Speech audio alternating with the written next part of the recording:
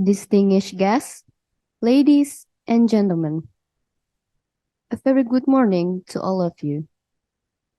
Welcome to the Trade Policy Advisory Group or Trade-PAG with the theme Enhancing Services Facilitation to Boost Competitiveness. My name is Hasna Fairuz from the Secretariat of Trade Policy Agency of the Ministry of Trade, and it's my pleasure to be your MC for today's event. I would like to extend a very warm welcome to the Honorable Head of Trade Policy Agency of the Ministry of Trade, Bapak Kasan, Lead Advisor ERIA, Ibu Lili Yan Ing, our speakers, Dr. Yose Rizal Damuri, Executive Director of Center for Strategic and International Studies, or CSIS, Professor Dr. Chandra Mugan Tangavelu from the Jeffrey Chia Institute for Southeast Asia and University of Adelaide, Dr. Alexander Jacques and Matteo Fiorini, Trade Policy Analyst in the Trade and Services Division of the OECD Trade and Agriculture Directorate, who join us through online.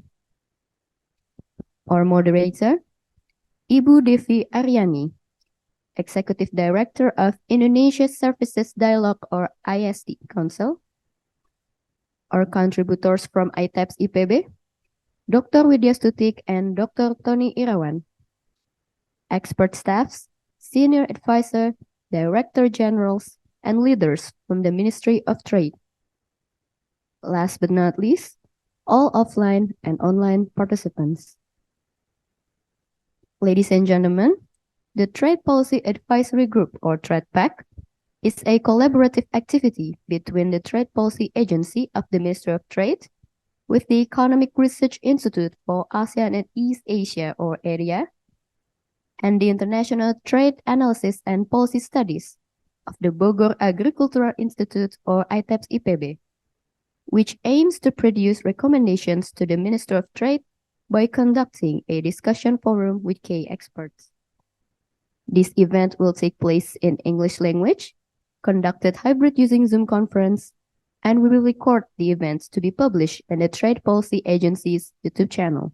Before proceeding to the main event, allow me to kindly invite the Head of Trade Policy Agency to deliver his opening remarks. Please welcome Bapak Kasan.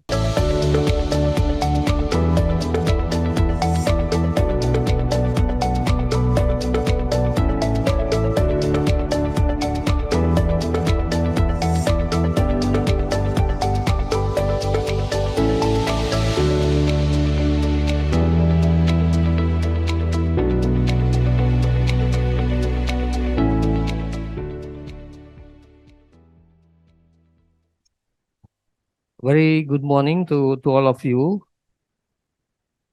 And Assalamualaikum warahmatullahi wabarakatuh. Our special expert we invite in this number 8 of our, or we call it the trade fact. And the first in my right side, Pak Yose Rizal Damuri. Thank you, Pak Yose. He's the Executive Director for CSIS. And also on my left, Professor Dr. Sandre. Thank you very much for your coming. And also special experts through the online here. This time maybe early morning in Paris. First, thank you, Dr. Matteo Fiorini, and also Dr. Alexander Jacques from OECD, and also the moderator, Ibu Devi Aryani from ISD. Our colleagues from area, Bu Lili, Miss Tuha, and also all the team from area. Also our colleagues from ITAPS. We have here Dr. Lukitawati, Dr. Sahara, Dr. Widya Stuti, Dr. Tony Irawan, and all the team. So they all our lecturer from Bogor Agricultural University. And also our colleagues from the Ministry of Trade, Pak Hadi Daryanto. Thank you, Pak Hadi. He is a special advisor to the Minister of Trade. And all participants here in Fairmont Hotel, and also through online or through Zoom. Today, we will discuss about the enhancing services facilitation to boost competitiveness. This topic we have considered before we conducted this event, because the first this time I think is very important time, because we are facing the election session for the new president, and also we will waiting for who is the new president. But very important thing for us, I think, what is the vision and mission, and also special strategic program on trade issues. So this topic also in line with the situation, our situation, especially on contribution of our manufacturing sector. So this is why we have to discuss this topic in the morning, and we invite Pak Rizal, Pak Yose Rizal. We hope he can share to us about the role of the services sector as an input to manufacturing sector in Indonesia. And also we have Professor Sandre. He will share to us about how to shape trade policy in services to promote export of manufacturing sectors. We hope he share many experience and also his study on this topic. From OECD expert, I think we hope also our colleagues, Dr. Alexander Jacques and Dr. Mateo, we will discuss about the roles of services sector in developed economies of OECD countries. So Dr. Mateo and Dr. Jacques, may you have many experience or many benchmarking from the OECD countries to share to us in this forum. And the last, also special thank to you all, our expert, our colleagues, and participants in this event. And I hope this forum to become the most of this Trade-PAG forum, because this is the last event in this year, Bu Lili, ya. But for next year, we already prepare to continue these activities between our team in Trade Policy Agency, Ibu Lili from ERIA, and also our team from ITAPS IPB. So hopefully we can get the benefit from this event or from this discussion, and also hopefully this is our contribution to this country, Indonesia. I think my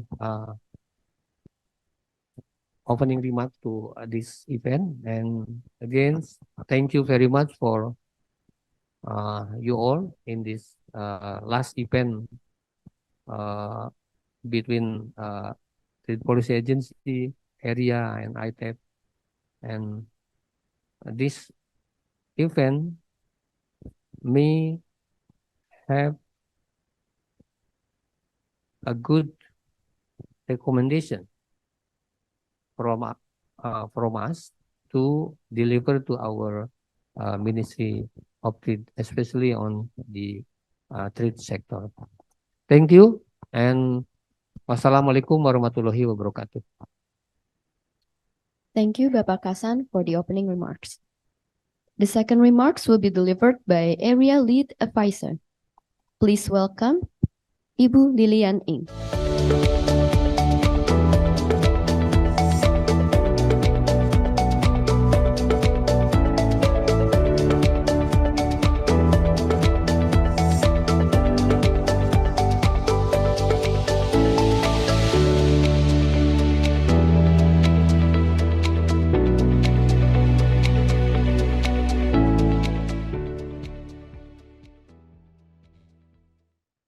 Thank you, Bapak Kasan Muri, Ibu Doanha, respected speakers and chair, colleagues. Very good morning to all of us.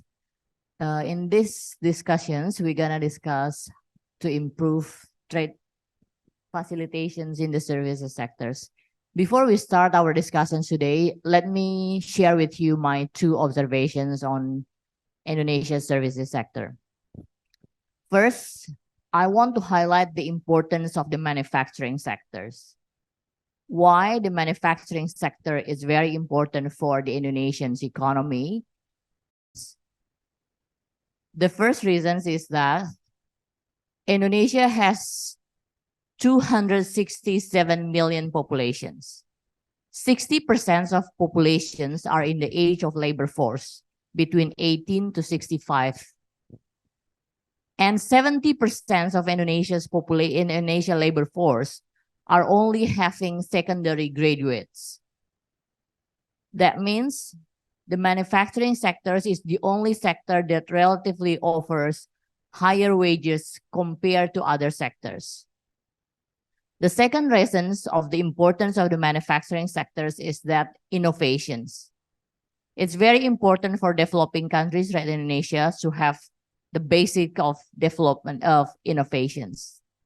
Countries like Germany, Japan, Singapore, they can easily move from the manufacturing sectors to services sectors, but they always maintain value added of manufacturing sectors to GDP at least 20% of their GDP.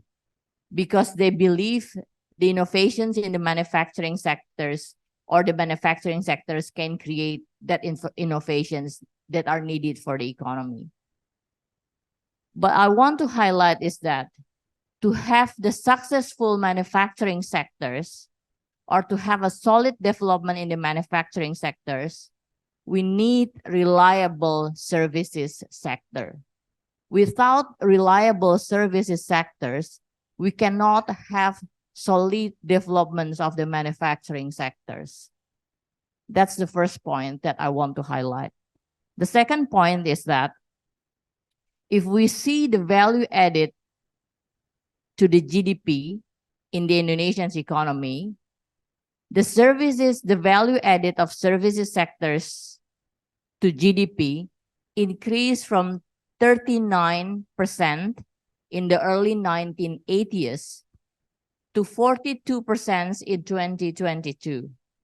Okay, so Indonesia is no longer rely on the agricultural sectors, because if we see for the last 4 decades, Indonesia apparently relies on the services sectors. It increased from 39% in the early 80s to 42% in the 2022. The issue is that 25% of the service of the contribution to GDP, or 60% or 42% of services sector are only in the category of low end or low value added services sectors. So this kind of two issues that Indonesia is facing right now. So I hope that our discussions today could contribute to answers how can Indonesia level up the services sectors or level up the value added in the services sectors, and how can services sectors in Indonesia support the developments of other sectors, agriculture and manufacturing sectors. So I hope that our discussions today could contribute to answer these issues in the developments of Indonesia's services sector. Thank you and all the best for the discussions. Thank you, Ibu Lili, for the remarks. Ladies and gentlemen, now we have come to our main agenda, which is the discussion session. All presentation and discussions will be moderated by our moderator, Ibu Devi Aryani. Allow me to read her short bio. Ibu Devi is the Executive Director of ISD Council, an independent council that focuses on policy reforms for the development of services sectors in Indonesia. Ibu Devi has extensive working experience in various services sectors, starting from manufacturing, advertising, retail and distribution, and business consulting. Prior to joining ISD, Ibu Devi assumed her role as managing partner of Dash Consulting, a brand, retail, and management consulting firm for consumer goods, automotive, and pharmaceutical sectors. Ibu Devi was educated in multidisciplines, sociology at University of Indonesia, marketing from School of Professional Studies at New York University, and Asia Pacific Management Program at Capilano University, Vancouver, Canada. Without further ado, please welcome our moderator, Ibu Devi.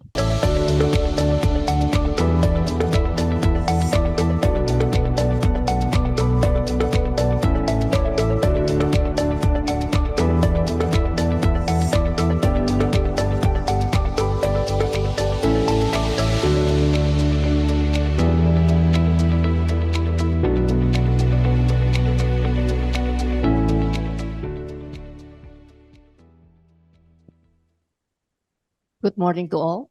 Assalamualaikum warahmatullahi wabarakatuh. I'm pleased to be here today and to be asked to moderate the session on enhancing services, the theme that is core to ISD focus, the theme that has been our campaign focus for the past 4 or 5 years. Joining me today, we have 3 esteemed panelists. I'm happy to introduce the first panelist, Dr. Yose Rizal Damuri, our thought partner, discussion partner, the Executive Director of CSIS, who also sits in ISD Board of Founders. Pak Yose received his PhD degree from Graduate Institute in Geneva, Switzerland, and he has done a lot of extensive research in international trade, global value chain, and also services. Services' role in manufacturing is often underrepresented, under radar, and overlooked. So how can we enhance services, and how can services provide value added to manufacturing and raise competitiveness? I will give the floor to Dr. Yose Rizal Damuri to present his delivery.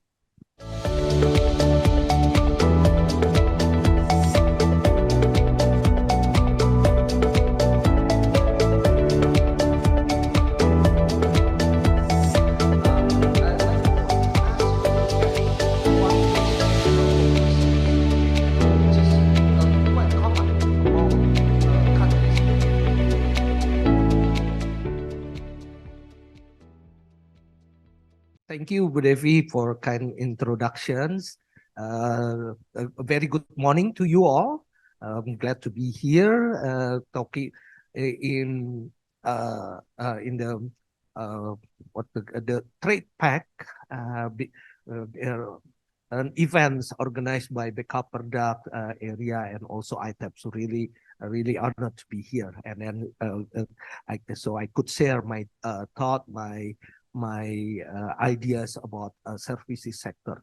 Talking about the services sectors, maybe perhaps I should start by saying that as already mentioned by Bu Devi and also Bu Lili and previously by Pak Kasan, we often overlook these services sectors.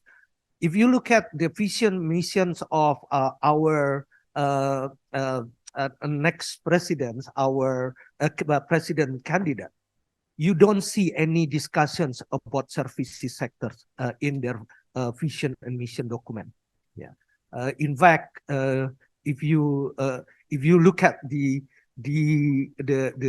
documents, you only find perhaps only like 5 times mentioning about services, and it's not about services sectors, rather about other service. Yeah, so we often see this kind of phenomena to be a kind of like ironic, yeah, because we know that the services sectors already contribute a lot to the economy, as also already mentioned by Bu Lili before. Not only as to create value added. You can move my slide. Yeah. Not only to create value added, but also bringing employment opportunities, as well as international trade activities. And the one that often overlooked is to become the input, very critical inputs to production. This one I would like to highlight more or discuss more, focus my discussions on the issue on how services sector in Indonesia contribute to the productions in general. But maybe I should also look at it on how services sector contribute to the Indonesian economy. I think we know that in the sector contributions to the economy has been increasing a lot during the last few years, and it reduced also the share of other sectors in the economy. Unfortunately, as also already mentioned previously by Bu Lili, most of the sectors in Indonesian economy are low productivity and have low productivity and also less value added. That's perhaps the reasons, one of the reasons why services sector rarely attract attentions of policymakers in this region. Yeah, in this country. Although, as I mentioned before, also that if you compare it to other Southeast Asian countries, the services sector in Indonesia relatively low. The contributions to the economy, if compare it with Malaysia or with Thailand and even Philippines, then the services sector in Indonesia contribute relatively low. So and this might also be related to the quality of services sectors, the performance of services sector that tend to be low productivity and has also low value added.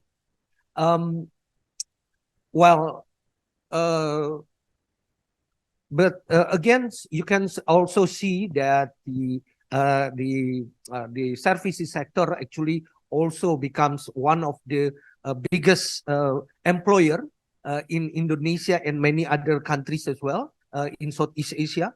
You can see that the trend is also increasing and increasing very fast in Indonesia and also in many other countries in Southeast Asia. So you can see that kind of trend. when we're talking about manufacturing and we're talking about industry, perhaps we should also look at it from this perspective. The employment in services, manufacturing maybe has a lot of potentials in order to create high quality job, but we cannot also escape from the fact that employment in services sectors remain to be increasing in many other part of the world as well. So this is also perhaps related to technological progress and also the change in the production process that tend to become less labor intensive. Even the labor intensive industry now becomes demand less employment, less job and workers. So perhaps we could discuss about it later on in the discussions. But let me now look at it from the third or the fourth functions of services that I mentioned before, like which is services as an intermediate inputs to other sectors. We can say that there are several functions of services in the production.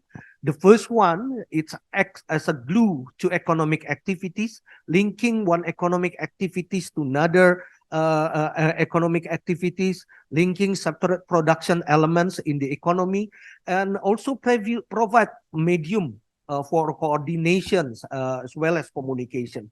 That kind of services, perhaps you can see it from telecommunication services, as well as transportations and logistics. They're one that link the separate production activities in the economy. Another functions of the services in the economy, you can also see it when to make the productions becomes more effective. Yeah, this is the kind of like the functions of business services or the information and technology that can make the productions more efficient and also can be done more effectively. The third function is also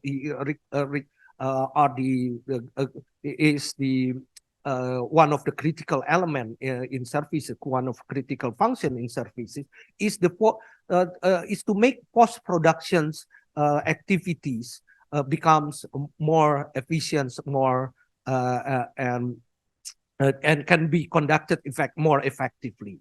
That kind of things like marketing services, the advertising, for example, or many or retail services and distributions. All of them basically try to give to make the post productions becomes more efficient. So all of this kind of services basically can be regarded as producer services. This kind of services that perhaps can be being used not by the consumer, but not by the final consumers, but rather by the producers in the economy, by to enable the production, to allow productions becomes more effective and more efficient in conducting it in a good manner. So one of the sign of one of the indications of mature economy is that the producer services in that economy becomes very critical, and then also can be delivered as a high quality services. What about this situation in Indonesia? If we look at the services in Indonesia, you can see that only 1/3 of services is used as an input to production. Yeah. This is actually lower than other countries in the region.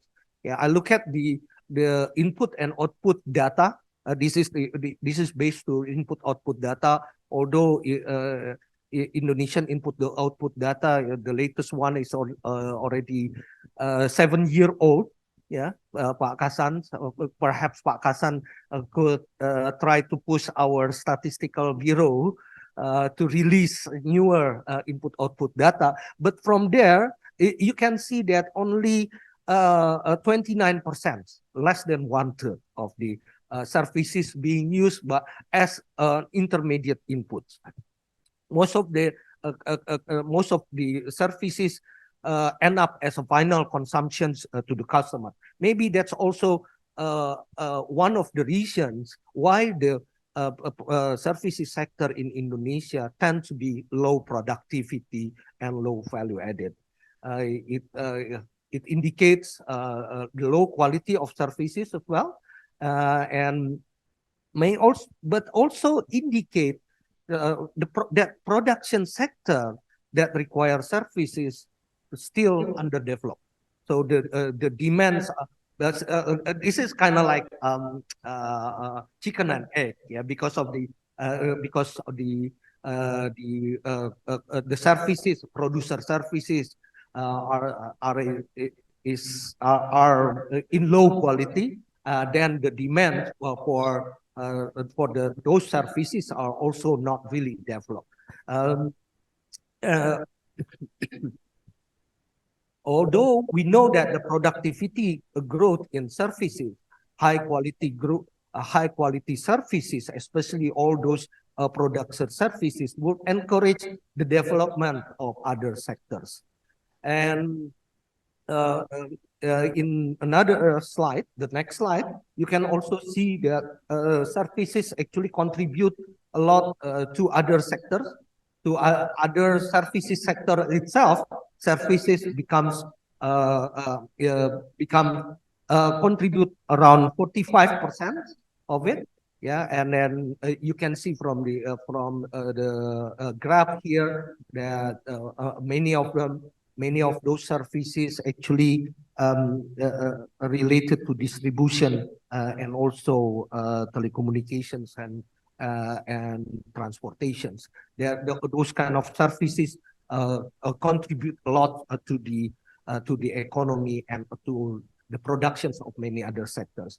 Although we have to be careful in reading this kind of statistic, because if you look at the higher portion of services sector in the economy or in other sectors, it also can mean that the services sectors is quite costly, or services needed services delivered to the other sector is quite costly.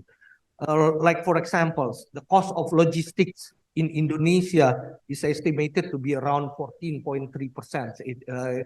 The number comes from Bappenas estimations last year in 2022, while in other countries it's below 10%. In Malaysia, perhaps only around 7%.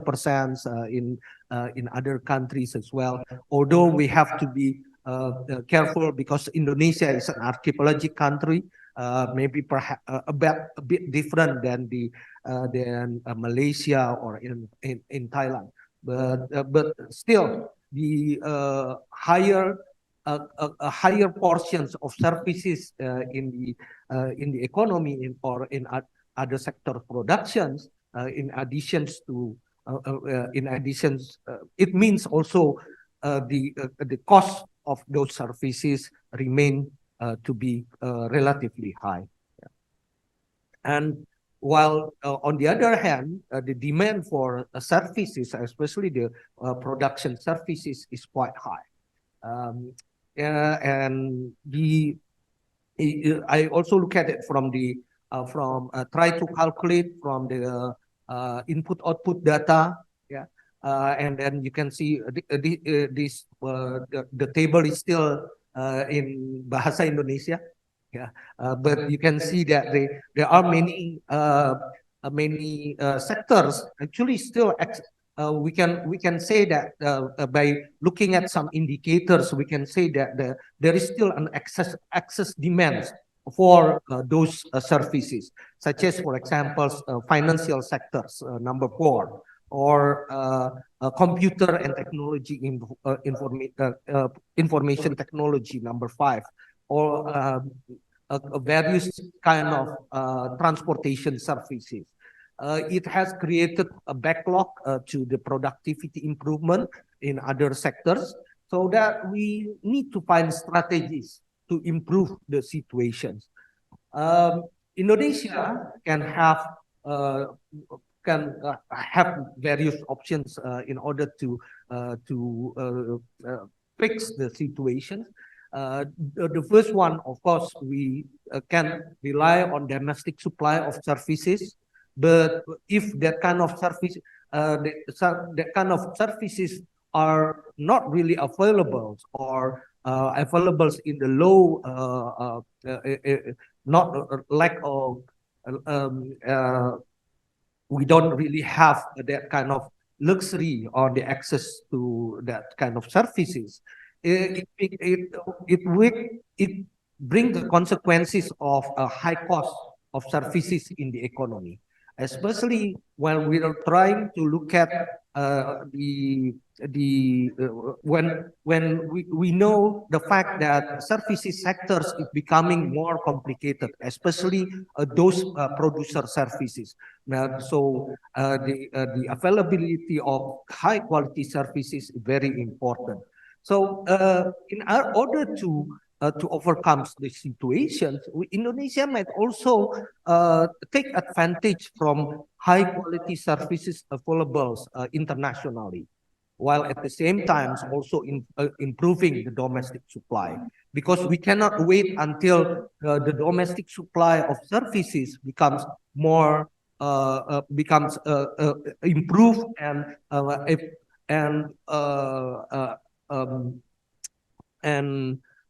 able to provide high quality services. It reminds me to when the Chinese actually tried to enter the WTO in the late 1990s, early 2000s. They require a lot of business services that are up to the international standard, because in order to enter the WTO, this is one of the requirements for them. So they have to adopt international standard in financial report, for example, or in other kind of requirement.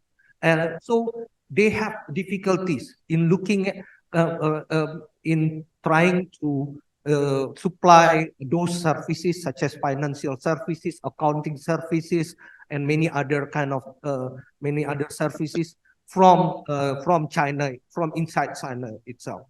What they did actually try to supply it from other countries, which is the closest one is from Hong Kong. So at that time, they use a lot of services from Hong Kong just to make it those required services available in order to fulfill the requirements of their business sectors. So that kind of strategy can be used as well by Indonesia, by trying to supply the services needed by manufacturing or by other sectors from abroad or from a global international market. Unfortunately, we have seen that trade for most producer services are still restricted. I make some comparisons between Indonesia and the developing countries, as well as less developed countries. I think our colleague from OECD would also discuss about this trade services trade restriction index. It's been very careful, been very useful for us in order to look at how restrictive our services sector, and then compared to other compared to other countries, Indonesia remained to be quite restrictive, and unfortunately, it restricts the trade in various critical services sector or important services sectors such as the logistic, telecommunications, in maritimes, and other kind of transportations, as well as financial sectors. So, one of the things that I like to suggest in this forum is actually to open up the services to the services sector to import of services as well as foreign direct investment in services. It provides an option for cheaper services input and also promote cost efficiency. The telecommunications, for example, is one of the most important today, important services today, especially with the increasing importance of digital economy and internet. And actually, Indonesia managed to get the benefit of liberalization in this sector. This is one of the success story about how liberalizing the sector bring a lot of benefit to the economy. And we can compare it easily with even within this sector. So Indonesia had some kind of liberalization around 20 years ago, 22 years ago in the telecommunication sector, but only partly, which is the mobile subsectors of these telecommunications. And then for the fixed one, it remains to be closed. And we have seen how the mobile sector in Indonesia has grown rapidly and contribute a lot to the economy, while the fixed line sector in the telecommunications, I don't know, we still have to pay a lot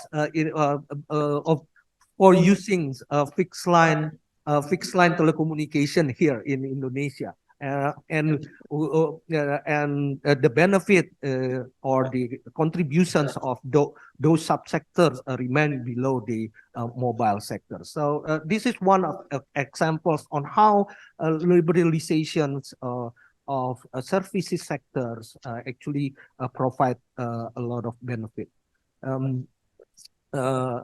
We also have seen another example, especially in the airline industry, where the liberalizations provide a lot of benefit to our economy.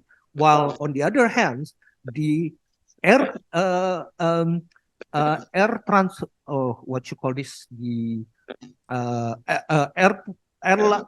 infrastructure, airline infrastructure services such as airport and many other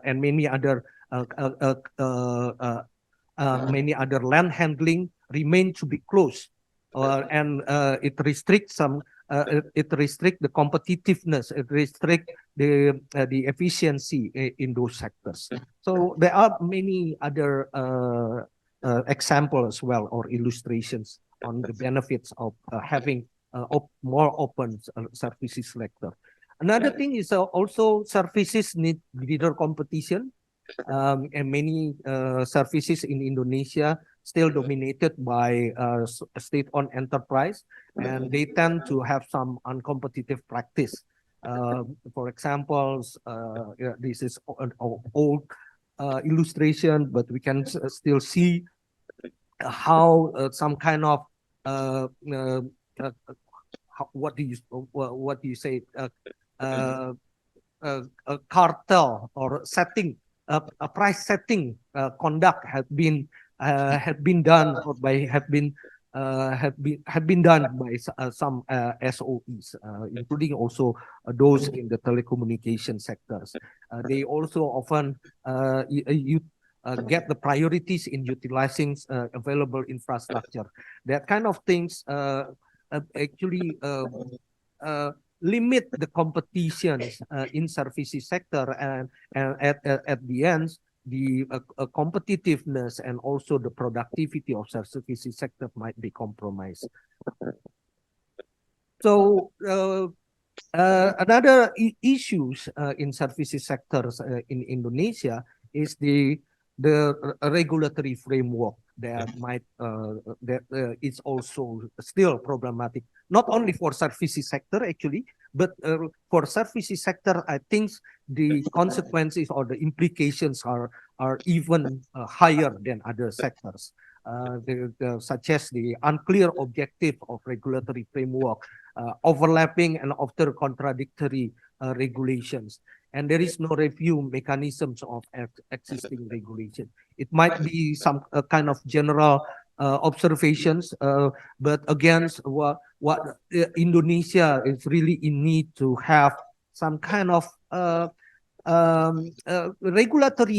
good regulatory mechanisms that make the regulatory framework becomes more coherent, not with each other or with international conduct. So that kind of reforms, the regulatory reforms and the institutional reforms are very needed to improve the competitiveness of services sector. So I'd like to conclude my presentations. I hope I still have time to just to show you my conclusion so far. Services sector play important role to create higher productivity and competitiveness in other sectors, and we need high quality services and high value added, high productivity services to support the economic activities. And trade in services can be seen as a way to provide those high quality services. This is like the story of gains from trade in goods, similar things. Countries willing to have access to services do not necessarily produce the activities locally, but by opening up the market, actually it also provides some more incentive to the local providers of those services to become more competitive, and it already happens in many sector of services in Indonesia, such as mobile telecommunication or airlines in this industry. And so hopefully we can discuss about the services sector, especially in the rules of in the role of the input in manufacturing sectors later on. Thank you, Bu Davi. Yeah, thank you, Pak Yose. That is very interesting presentation. I noted that you've mentioned that services need greater competition, and that services liberalization bring economic benefit and a more cost efficient to services inputs to manufacturing. So with that note, in your perspective, Pak Yose, considering that there is many manufacturing sector that is still or that remains underdeveloped, do we need to develop the manufacturing sector first before servicification, or do we need to build services, high quality of services first, so that it can boost the manufacturing export? What needs to happen in place first? Well, thank you for the questions. I think we cannot we don't need to choose on that kind of choice options. Yeah, we have to do it simultaneously. That's why the demand for services actually can be also supplied by providers either from abroad, or maybe they can come to Indonesia in terms of foreign direct investments. Yeah, and that kind of things will allow the demand for services from manufacturing sector, for example, can be fulfilled easily. rather than we have to wait for the availability of services sectors domestically. Thank you, Pak Yose. Thank you, Pak Yose. You've also mentioned about the needs for conducive regulatory framework. I think this leads me to the second expert, Dr. Sandre Tangavelu. Dr. Sandre Tangavelu is currently the head or the president of Jeffrey Cheh Institute of Southeast Asia and senior fellow of Jeffrey Sachs Center for Sustainable Development at Sunway University, Malaysia. So Dr. Sandre will be delivering his presentation concerning shaping trade policy and services to promote manufacturing export. I will give the floor to you, Dr. Sandre. Thank you.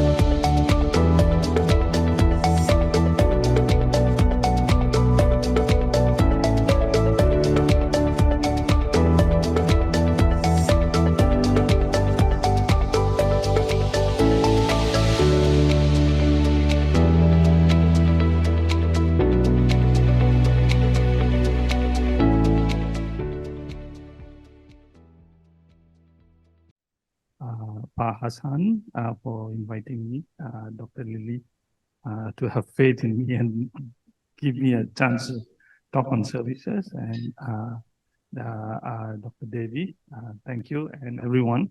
And of course, my good friend Jose. I have not seen you for some time since you become the director, so you must be very busy. So, okay, let me do my presentation. I'll do it from here. Then, next slide, please. Okay, so Jose set up a very good framework and agenda, and the organizers has given me 4 key points to talk on. I thought these are interesting questions. So services work is very broad and very deep. So I will try to keep within this 4 elements. And then when I finish my presentation, fairly, I would say how I achieve the 4 elements. So one is the regulation of trade and services in general, and the spillover of services and trade. And I will give the global value chain perspective, which Professor Jose didn't cover as much. And that is becoming very important. So fairly, how, when it started and how services are being developed, and how services are transforming our life becomes more important than just talking about manufacturing. So I will do the services by itself, and then I will talk about how manufacturing itself is transforming. And then I will talk about FTA strategies. And the most recent one we have is ASEP. So I will use ASEP. ERIA released 2 books during the Cambodian Chairmanship. I will make reference to that. And we went deep dive into the services. And ERIA also have 2 projects, one on services and GBC. And Professor Jose actually worked with us on one of the Indonesian chapter. And then we also have amenities, urban amenities, urbanization, and the GBC itself. So that I will try to bring back the last question. That was the key motivation for us to start that project. Which one should we start? The services or manufacturing? Is services, what is deindustrialization means? You know, like services are growing. Does that mean our whole manufacturing base is deindustrialized? So fairly, we developed a strategy with Professor Fukunari Kimura under the ERIA project, and we released the CAD 3.0. And there was a chapter on this, how to address this issue. And services and GBC is very important there. And I'll highlight some of that. And lastly, I will talk about servicification of manufacturing and how the manufacturing sector itself is transforming itself, and what countries are adopting. I will give reference to Thailand and Vietnam. And I'm also the trade advisor to the Cambodian government. So what kind of strategies we are proposing, I'm proposing to the Cambodian government, not to catch up, to leapfrog, and using services as leapfrog, which means that the configuration between Cambodia, the neighbors are Thailand to the left and Vietnam to the right, and Laos to the north. So fairly how the configuration is going to be.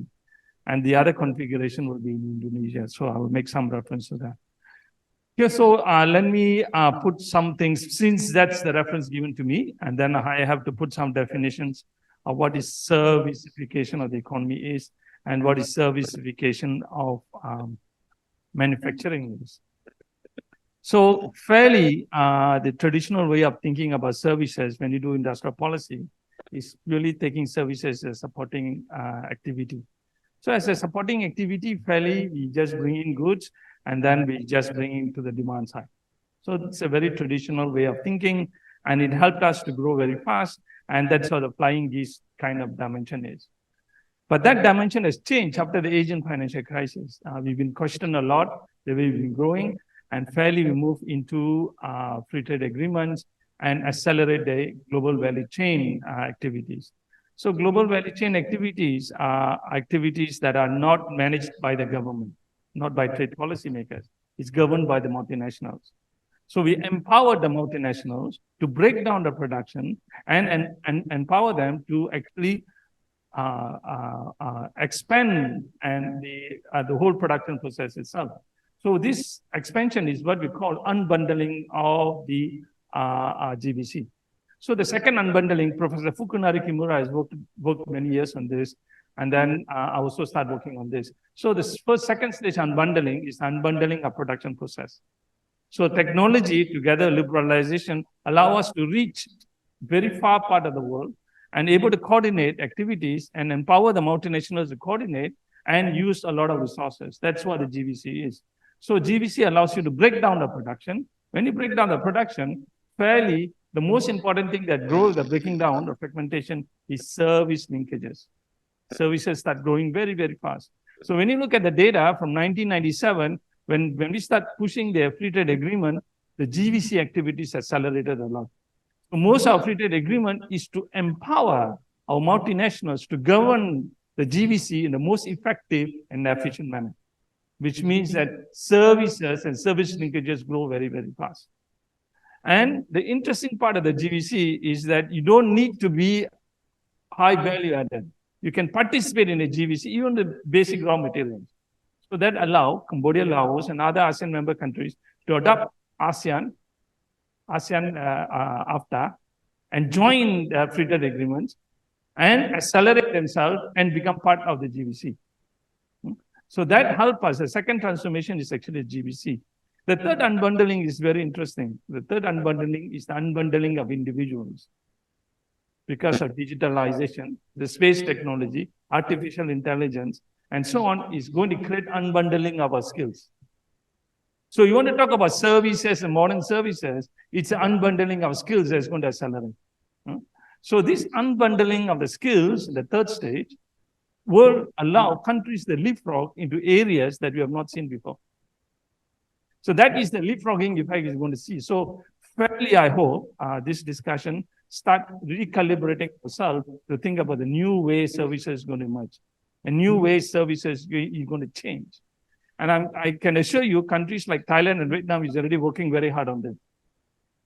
So, and you can see, if you carefully look at Jose's, Professor Jose's diagram, I think the second or third one, you will see Indonesia, the share of services is going down. Vietnam is already catch up at the end. So it basically means that Vietnam is leapfrogging very fast. And it's leapfrogging because of services. This is what I tell I also work in Malaysia, so I tell my Malaysian policymakers, Malaysia is the first country to start a national car called Proton. But a country that started the first electric car is not Malaysian. It's VinFast, Vietnam. And they listed that, whether it's making profit or not, it's not. Doesn't matter. They already pushed themselves into making electric cars and exporting electric cars. So Indonesia and Malaysia is the first countries that actually start producing cars. So we are still very backward in the way we are thinking because electric car is very servicified. An electric car will provide a lot of services to individuals. A conventional car can only provide so much services. So again, we are moving into that kind of space where manufacturing will be very, very certified. So servicification of the economy is when, after the Asian financial crisis, service sectors start picking up very fast. Like Professor Jose mentioned, services traditionally employs a lot of employment is one of the highest, but also a lot of SMEs participate in services. And SMEs, they participate in services have become small and micro enterprises, not a medium size. But with the new kind of servicification, you don't need very large service industry. What you need is technology intensive services. That's what we call digitalization. So when we talk about digitalization, and when we all of us are digitalized, we are servicified. So everybody has a handphone. The product is getting smaller, but you know how much services we get. So when we say you are digitalized, that means services will accelerate. New kind of services, new kind of activities will grow. So traditionally, we think service sector is a lagging sector, but increasingly, service sector is going to be the forward-looking sector. Even we're going to go to a point where we're going to see manufacturing is lagging behind services because it's going to have technology. Then the question is, how can I manage services growth and manufacturing transforming itself and keeping my traditional services? Because traditional services are still very important, like what Dr. Lili was talking about. How can I manage this? That's what policymakers are asking now. So fairly, I will come back to that. That will be one of my key points of discussion. So servicification of the economy is with traditional services, fairly we are trying to classify, and modern services. So traditional services are basic tourism, transportation, logistics. So fairly, we call them traditional services because they rely on surplus labor. Surplus labor. So what is the surplus labor? When you liberalize, in any country, tourism will pick up, for sure. And transportation, logistics will pick up. These are the traditional sectors that will grow. Modern services are very digitalized services. Financial services, even logistics become very digitalized now. We have digitalized warehousing, e-commerce, digital services, knowledge-based services, engineering services, and so on. Now it's becoming very important. Everything has been outsourced. So it also, modern services, technology is also transforming traditional services. So we're going to see more tourism and logistics and transportation will also will change. If you don't believe me, you go to an airport, you have seamless check-in to walk in and out. You don't need to go through the immigration. So that is a facilitator for movement of people. So again, I will come back to that. There are four modes. We define services and our policies are made on the four modes. Mode 1, consumption. Mode 2, again, consumption. Mode 3 is movement, foreign presence. And mode 4 is movement of people. And movement of people is the one that we put to the lowest. And then we start thinking about mode 3. But mode 3 is also changing because a lot of investment you're going to see are not going to cross the border. That is the new kind of thing that we are thinking of. So fairly, we need to think about services and how the unbundling of services. In the second stage is service linkages. In the third stage, unbundling is unbundling of skill to task. And we're going to see not only service linkages, but we're also going to experience dispersion process and agglomeration process. I will discuss this. Dispersion means from here, I can reach the furthest part of the world. So a good example is when I came here, I have not seen my good friend, Professor Nanong from IPB for a long time. So since COVID, so we keep talking to each other. So I came here, I sent a message, and he said, oh, come and see me right away. You're going to send me a car.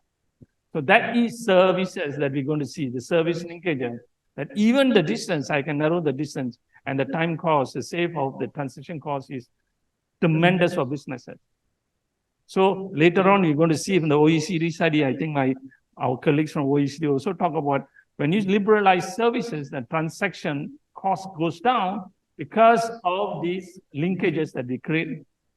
So the second element of services, servicification, is also a movement of people, movement of skilled people. And now we are not talking about movement of physical movement of people. We're talking about virtual migration and virtual movement of people. So fairly, we haven't moved into that space too. So countries like in free trade agreement, we're trying to think of this, how to handle movement of virtual movement of people. What is that we need to think about the virtual movement of people? Because when you have virtual movement of firms and virtual movement of people, you have a lot of leakages. You underestimate the returns you get from services and trade itself. So we're moving into that space where we need to capture more data. So the other is manufacturing, servicification of manufacturing. So when we liberalize and break down our production and create service linkages, service inputs are going into production because we're doing a lot of outsourcing. At the same time, manufacturers are also been very servicifying their output. So for example, if you go and get a printer, Toshiba printer, the Toshiba is not willing to sell you the printer. They just want to lease to you. So when they lease to you, you are signing a contract and stay with them for 5 years. Even air conditioner. You go and get an air conditioner, the guy wants to service you. You buy a service contract. So the output is also not only selling a product, but I servicify the product and I capture the high quality consumers and also create value creation, not only from the supply side, but also the demand side. So when you look at the GVC has design, procurement from the supply side, warehousing, logistics, and after sales on the demand side. Both sides are digitalized, and digitalization means I servicify, and firms that can attempt both sides are the one who's expanding very fast. So fairly, you want to design a policy, you must think of how producers, how firms are thinking about how to use the services. And that is the difficult part in trying to create the policy. Because when we did the flying gauge, it's very easy. We set up all the lumpy investment came in and fairly managed a lumpy investment. In a GVC, it's fragmentation. So you need to get single nodes of activity. So you need to get several nodes of activities to actually drive your manufacturing now. So fairly, even the traditional activities by agriculture also been servicified. So if you go to Adelaide produced the best wine. It's not producing the best wine that is important to them. It's the services that produce the wine becomes important. So from branding, from standard, and even they have a genome testing of the wine so that the others cannot imitate. Because it's all important services. So your agriculture sector will also be very servicified. So servicification of manufacturing is not only the input side, but also the output side. Fairly, we need to design from both sides. So it is a function of unbundling. I already mentioned that second stage unbundling is unbundling of production process, unbundling of mode 3. The third stage is unbundling of skills and unbundling of skills to task. So now we have to prepare all our human capital to do different tasks. Not just giving them accounting. Accounting is not enough. The guy must do different tasks in the value chain, which is the unbundling of mode 4. So fairly, we are moving into space that we need to start thinking about new ways of dealing with mode 3 and mode 4. And mode 1 and 2 is also affected by digitalization called e-commerce. So now people from here can consume across the border and a lot of leakages are occurring. Again, we need to regulate mode 1 and 2. So where we are now, so some evidence. And this is in terms of countries, trade in services. As you can see, ASEAN trade in services is around close to 24%, and EU trade in services is already 30%. So fairly, we are there, and it becomes very important because we have the largest global trading area in the world called ASEAN, a rule-based trading area. So we cannot move away from the rule-based trading area. More servicified we are, and more servicified manufacturing is, more rule-based trading area we need. Why? The governance of this GVC, we have to empower the multinational to manage this from a rule-based trading area. If you don't manage it from a rule-based trading area, there are going to be a lot of leakages. And leakages not only in the production, but leakages in inefficiencies are going to appear quite significantly because a lot of SMEs are going to participate. So in terms of export services, fairly you can see ASEAN only export in the whole world, only 6%. Whereas you can see EU controls a large part of the services export. So fairly in terms of manufacturing, we might be in control through our ASEAN or East Asia global value chain. But in terms of services, it's still EU is controlling and US is controlling this. So in terms of growth, services are growing pretty fast. And this is ASEAN, and you can see how we're going to manage and liberalize services become very, very important.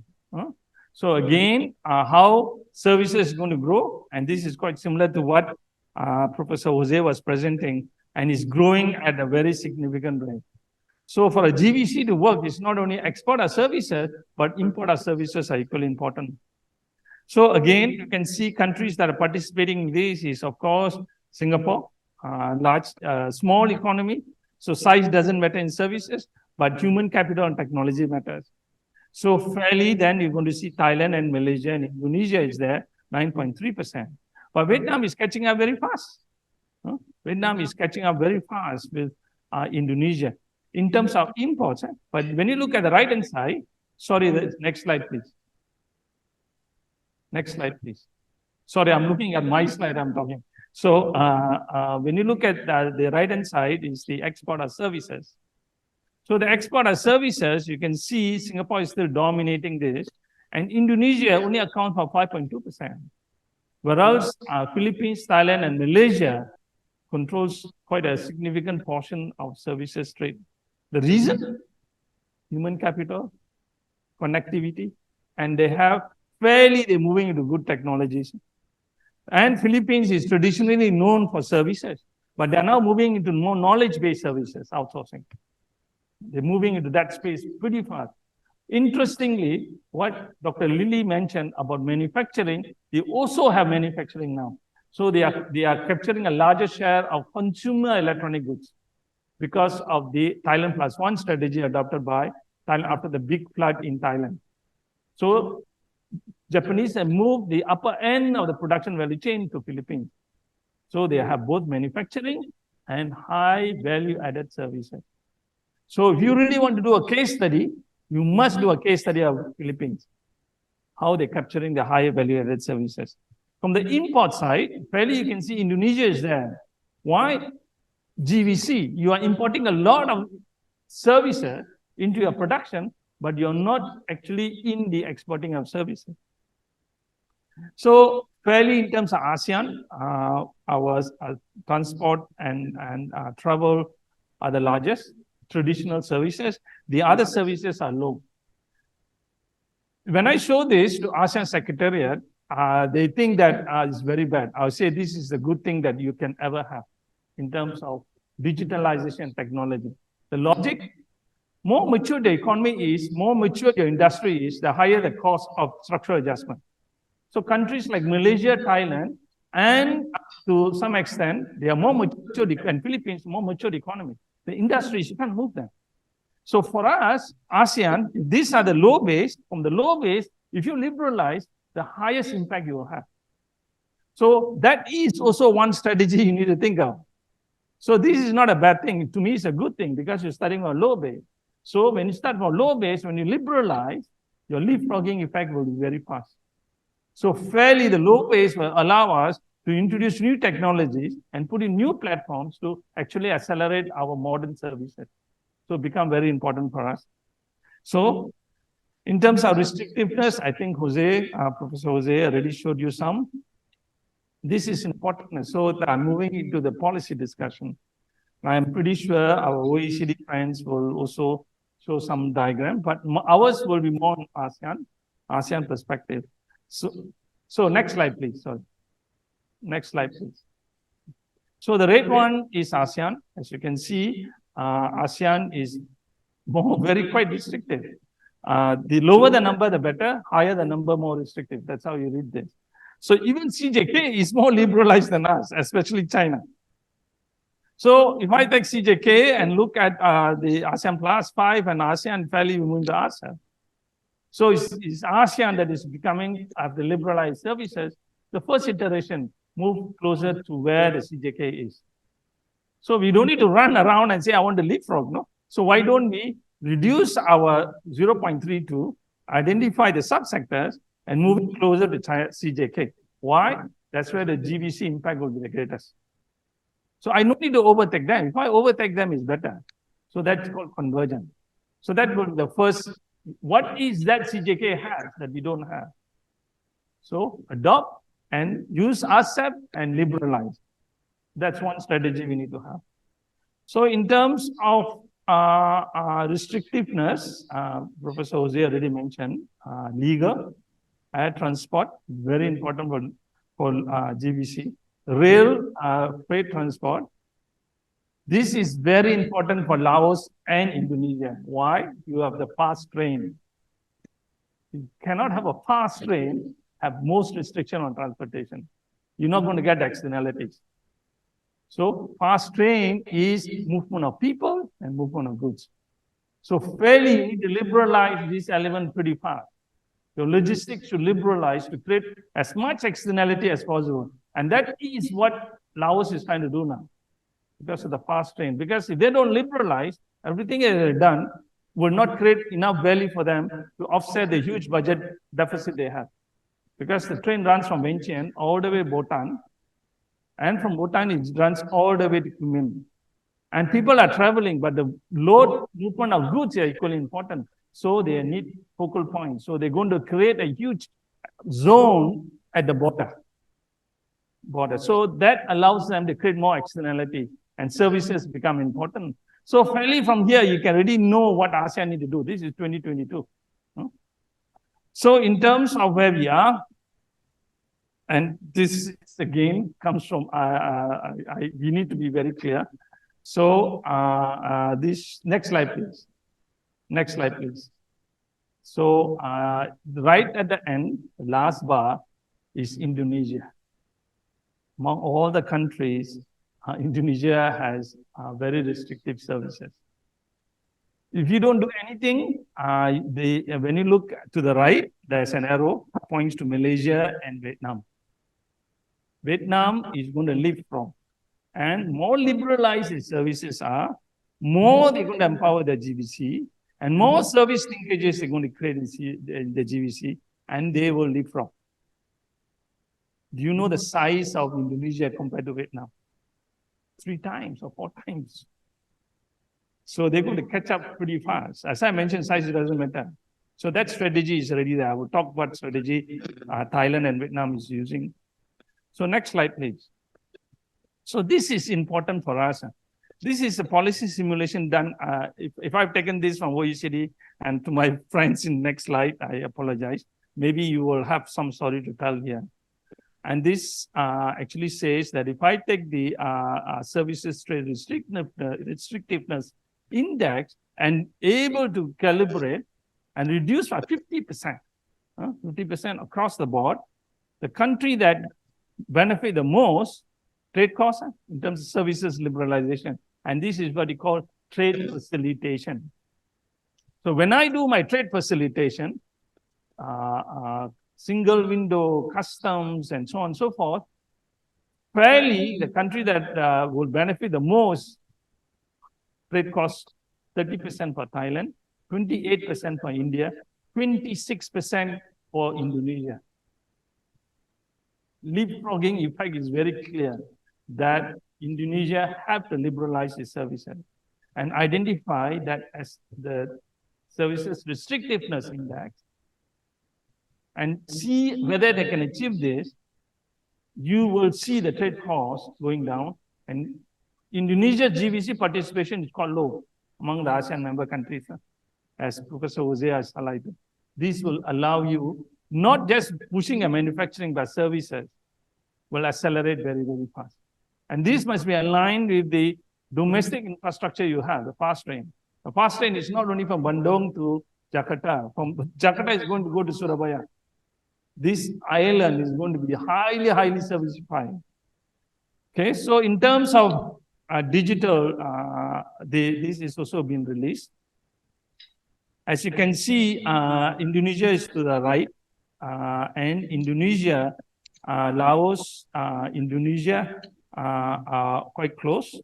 And you can see in terms of infrastructure, electronic transaction, and intellectual property rights, we are still very, very restricted.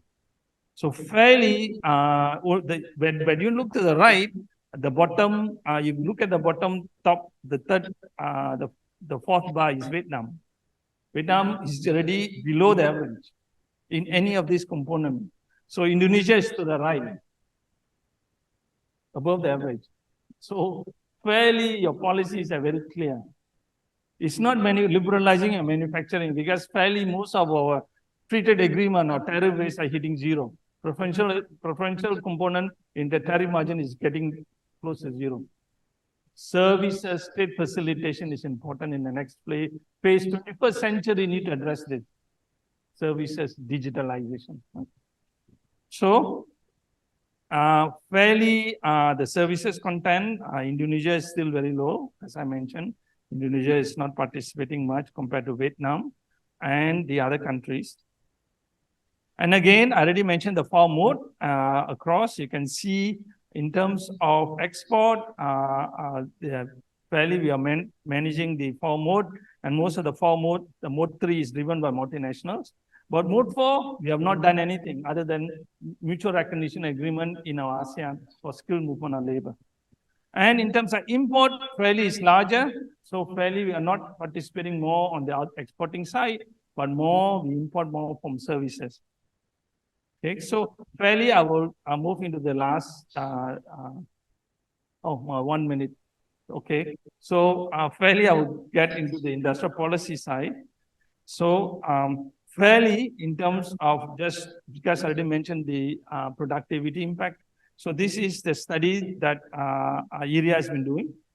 And fairly we have seen at a micro level, most of services and servicification of manufacturing has positive impact. And fairly this is what, this is for Indonesia. Fairly you liberalize services input, your productivity increased by 8%. And fairly, in terms of output side, fairly your revenue, your productivity impact is around 5%. So fairly the data set comes, as you can, next slide please. Next slide. The data set came from Indonesia Annual Manufacturing Survey. It's a large database. And fairly, I'm not going to run through this, is to tell you that regression is robust. So, and then even the alternative one, valuation also tells you the impact of services on productivity and innovation is very significant. So the statement that technology is not in services is completely changing. So fairly, again, please refer to some of this. Next slide, please. Next slide. Next slide. Okay. So fairly, in terms of FTA, I will talk about ASEP. These are 2 books. And fairly, these are books that you can download and then make reference to chapter 4. Next slide, please. So you really want to deal with services, you need to make the FTA a living agreement. ASEP is a living agreement. And it's a negative list. Next slide, please. So ASEP is the largest trading area. It controls 30% of global trade, 30% of global investment, and fairly 30% of the world population is with us. Next slide, please. So it's a market-driven, rule-based, market-driven, and it's a living agreement. And then we're talking about ASEP Secretariat. Then make it a living agreement to push the living 21st century issues for us. Next slide, please. So fairly, you can see ASEAN centrality is important. ASEP, next slide. So ASEP has these some key elements, fairly the NTMs, rules of origin. Services is very important. So quickly, rules on market access, national treatment, most favored treatment, local presence, and under this chapter, so fairly under ASEP structure, it is fairly quite deep. It consolidated all the ASEAN +1. Fairly, the services component is deep. The question is not FTA, ASEP. It's the question of fulfilling the commitment and driving this commitment. So FTA is only a necessary condition. The sufficient condition is behind border reform. That's why services will leapfrog if you do the trade facilitation. That's the simulation that was shown. Next slide, please. Okay, so fairly, there are slides here. I just guiding you so that you can have a more look. CPTPP, RCEP, there is a big difference, but still CPTPP is as on a standstill now compared to RCEP. Next slide. Okay, quickly I will do this, and then if they give me 1 minute, digitalization and services. And digitalization means services, and when we have digitalized services, we accelerate both demand side and supply side. And then the third bullet point, next slide, please. Next slide, please. Okay, the third bullet point is very important. It's also a study done with ERIA on urban amenities and GVC. So this is the next stage of industrial planning. The next stage of industrial planning is a subnational region. So in Vietnam and Thailand, what we are doing now is mapping every provinces into a GVC. So what we are doing is all those labor intensive one, we're moving down to more labor intensive provinces, keeping them within the country. And then moving the more capital intensive one and skill intensive one to major cities. So Bangkok is going to transform. Phnom Penh will transform. Hanoi and Ho Chi Minh, which is the key, together Da Nang. All the others are created. So urban planning and city-to-city linkages will accelerate. Movement of people will be very important. So now we are not talking about GVC from a regional perspective. Sub-regional level GVC is important.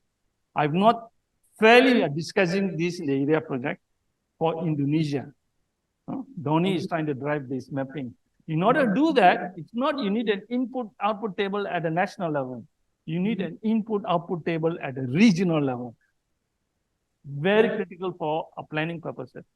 So urbanization is a new thing that's going to change the way ASEAN is going to grow. Urbanization and cities. So when you have the fast train, Jakarta will transform itself. Bandung will transform itself. Surabaya will transform. They become tier 1 city. In between, you're going to have tier 1, tier 2, and tier 3. You're going to move all the manufacturing down the lower tier cities and create service linkages. Movement of people, and people will decide where they want to live. Because that's what a fast train is. In China, people move the tier 1 cities, they don't live there. They go back every day, just like Tokyo and Kyoto. So again, this transformation in the way we're going to live will be the increase of standard of living and will create a lot of external, not on the production side, on the demand side. So fairly, digitalization, we are still very low, disruptive. Quickly, I will try to finish this. ASEAN lack digital infrastructure and institutional infrastructure. One, domestic capacity is still not there, SMEs. Third, human capital is lacking. Vietnam, Thailand, even Malaysia is trying to catch up with this. Country that's doing much more better than this is Singapore, investing billions of dollars in human capital. That's why they're accelerating the digital and the services. Human capital is important, service linkages is important, and fairly we need to think of new regulation for services and for digitalization itself.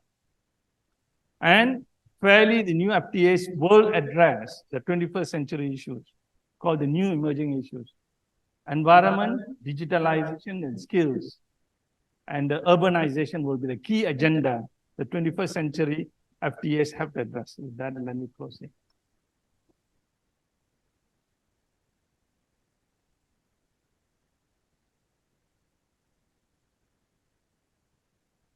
Thank you. That was a very comprehensive presentation from the Presandre. You've mentioned about unbundling and then global value chain, how import of services is equally important as export in global value chain. You've also mentioned about services will leapfrog through trade facilitation, either through FTA or RCEP. And interestingly, the high value added services are largely dependent on human capital, connectivity, and technology adoption. So I would like to refer back to the Indonesia case, whereby it's much easier for manufacturing firms, especially multinational manufacturing firms, to get into the global value chain because they have the connectivity there, they have the network. Now, what needs to be done, or what policy that needs to be put in place in order to also bring up these local manufacturing firms because they are limited in networks. They don't have the connectivity to the global value chain. How do you see this, and what your suggestion? Okay, so fairly, when you talk about services liberalization and how service sector is going to grow, it's always tend to focus on multinational. So when you look at, when you carefully study China, which I've done a paper with, several papers with my PhD student in Wuhan, urban agglomeration complements industrial agglomeration. So the urban agglomeration means how cities create these externalities. And when cities create externalities, industrial agglomeration takes place. And this industrial agglomeration taking place is not a big one. It's a small one. Take the example. So I have a big multinational. I create service linkages and city linkages. So smaller ones have a high transaction cost. They cannot enter trade activities because a high entry cost or barrier cost put by multinationals. But they can provide service linkages to multinationals. So what is going to happen when you look at carefully how China has done, the fast train is not to empower the multinational, it's to empower the movement of people so people can go and work and come back. Is to, for the smaller cities, to support the bigger tier cities. The bigger tier cities are the ones who are going to go to the global value chain activities. So a lot of Chinese multinationals, what they do, they create backward linkages. So we need to empower our small, medium-sized enterprise from tier 1, tier 2 cities to support the mega cities. That is very important for us. So when you don't create that kind of liberalization, tier to tiering of the cities and mapping of the cities, this is not going to happen. So every time we talk about multinationals and not creating backward linkages, because they're always looking for forward linkages, because they can bring the skilled labor from outside.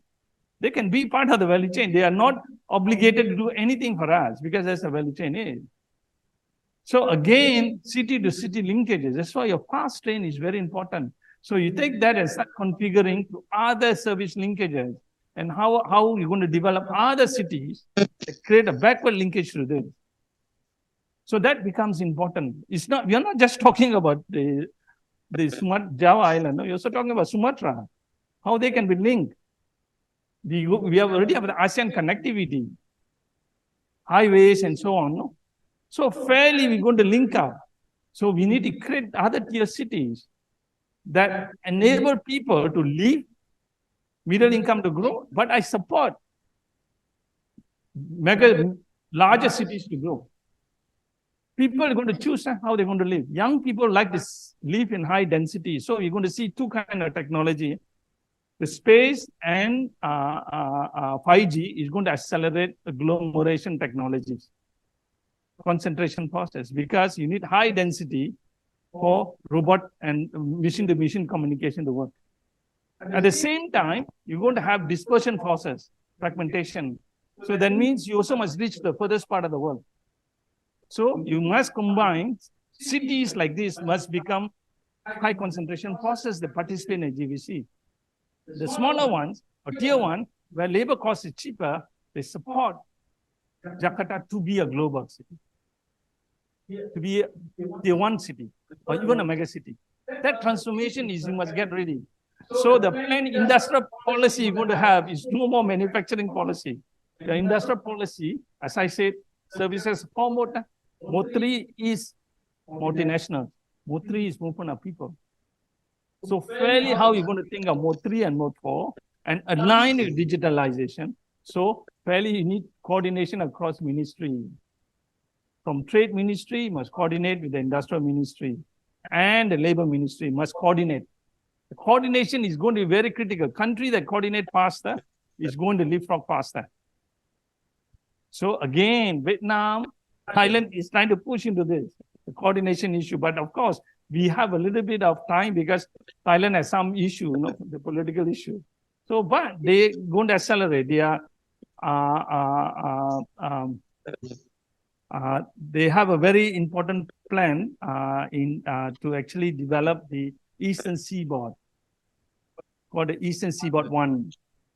That will accelerate the fast trains, new ports, new airports. and they're going to connect from Hanoi all the way to Ho Chi Minh. Ho Chi Minh going to connect fast train to Phnom Penh. Phnom Penh is going to connect to Bangkok.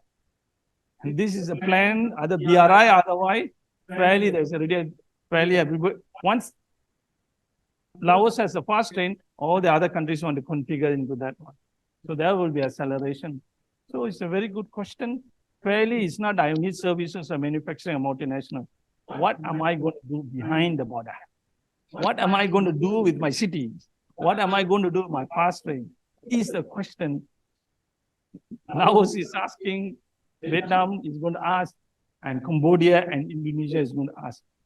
Good thing is we have never seen in our life this level of infrastructure, any part of the world, in any history. You have not seen this. East Asia, ASEAN and Indonesia is going to grow very, very fast. Did I answer your question? Yeah, thank you so much. I think you're bringing up the very valid and important aspect of building intercity linkages, which is often overlooked because this goes beyond the ministerial level to work with the local provinces and local cities governance as well. Thank you for pointing this out. So I would like to move on to the third panelist. Sorry.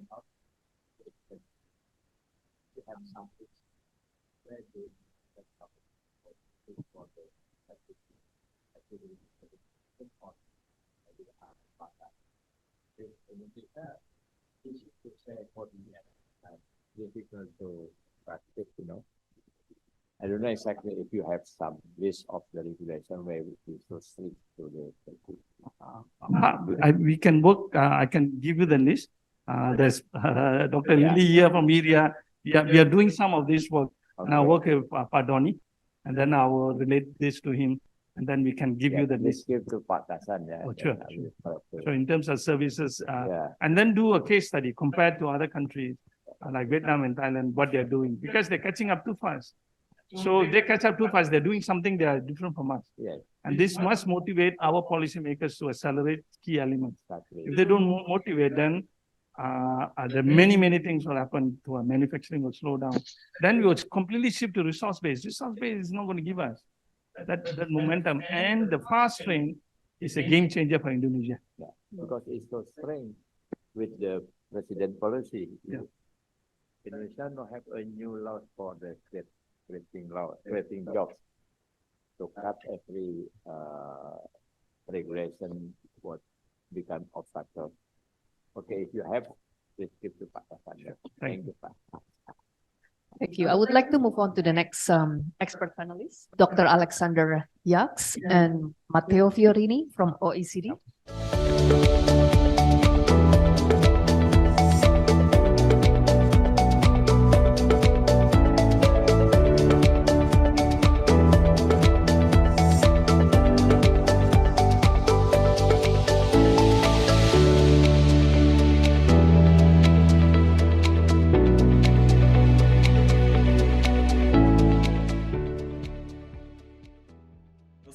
Okay.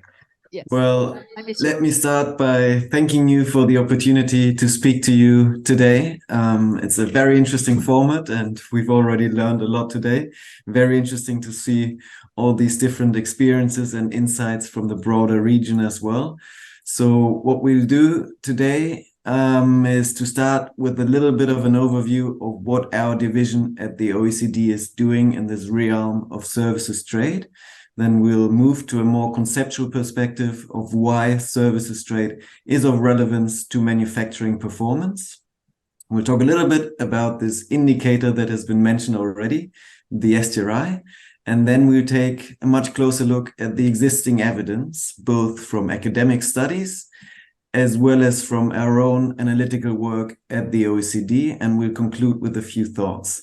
So our division is very much trying to address a few gaps, and we've included here a photo of the cover page of a report that is roughly 50 years old, but it's still highly relevant in terms of the gap it is addressing.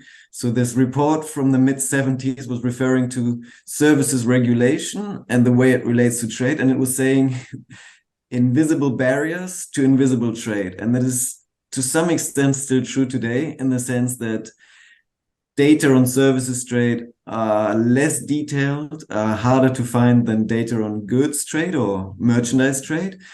And the regulation, the barriers that affect services trade are less well known and somewhat harder to identify than many of the policies that affect goods trade.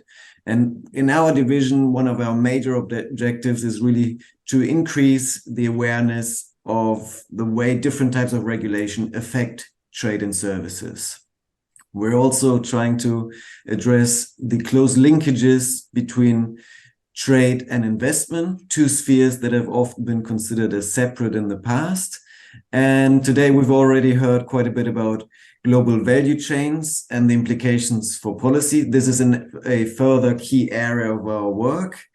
And more generally, we try to quantify the costs of protectionism and the gains from openness to trade.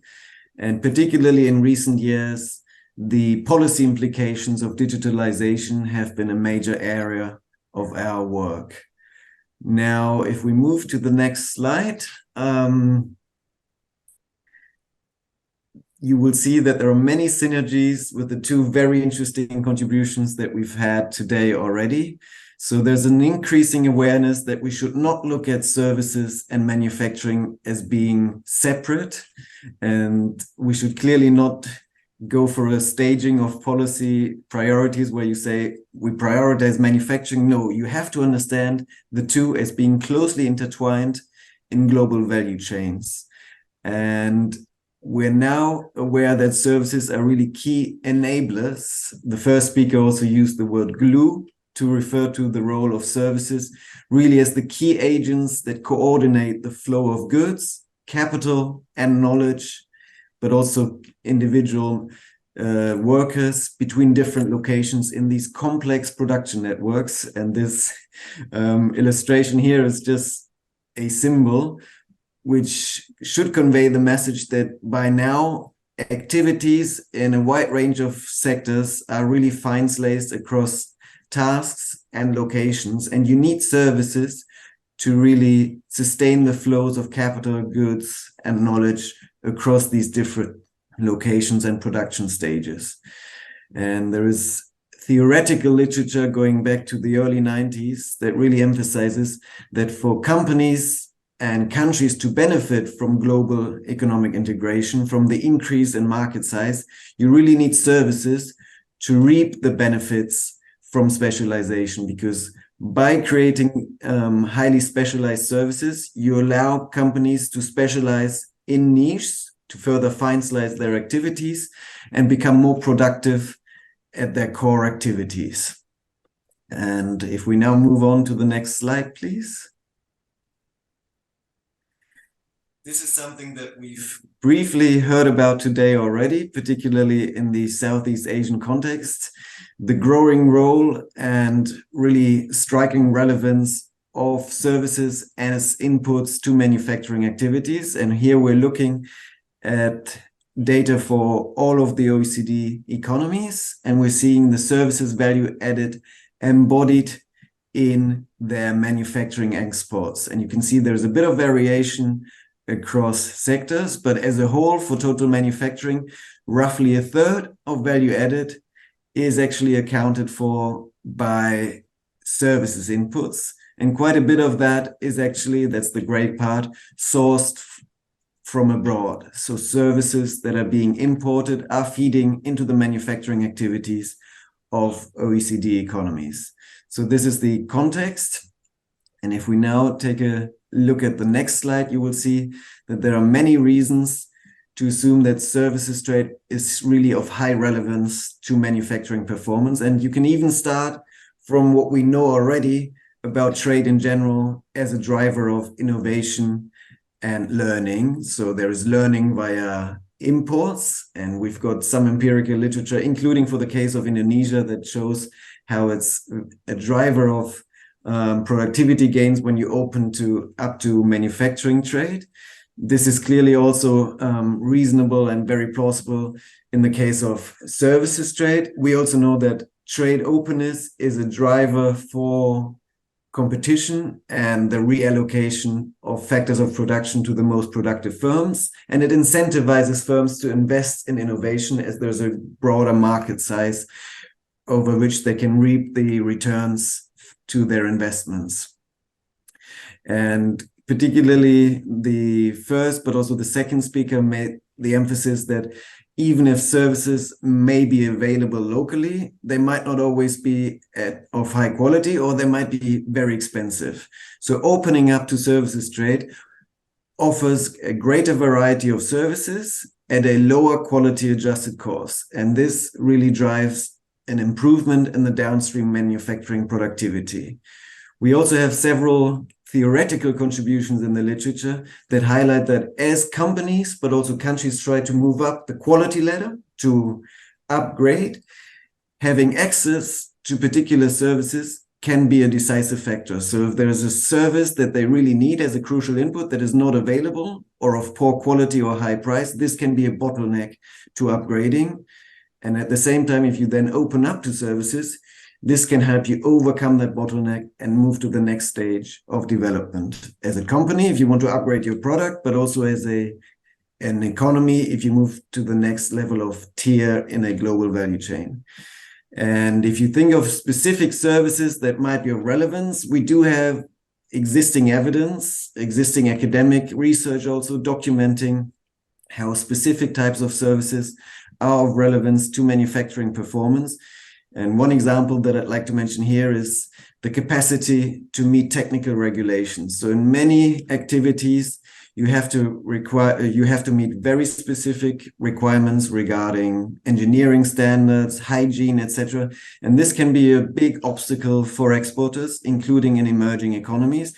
And if you then have access to specialized legal services, to specialized engineering consultancies, this can help you overcome that obstacle. And similarly, as you expand into new markets, as you start exporting to new countries, tailoring your advertising strategy, coming up with a very specific marketing strategy for a new market can be very difficult if you lack the insight into the specific priorities and preferences of consumers from those countries. So having access to specialized advertising agencies can also be an important advantage.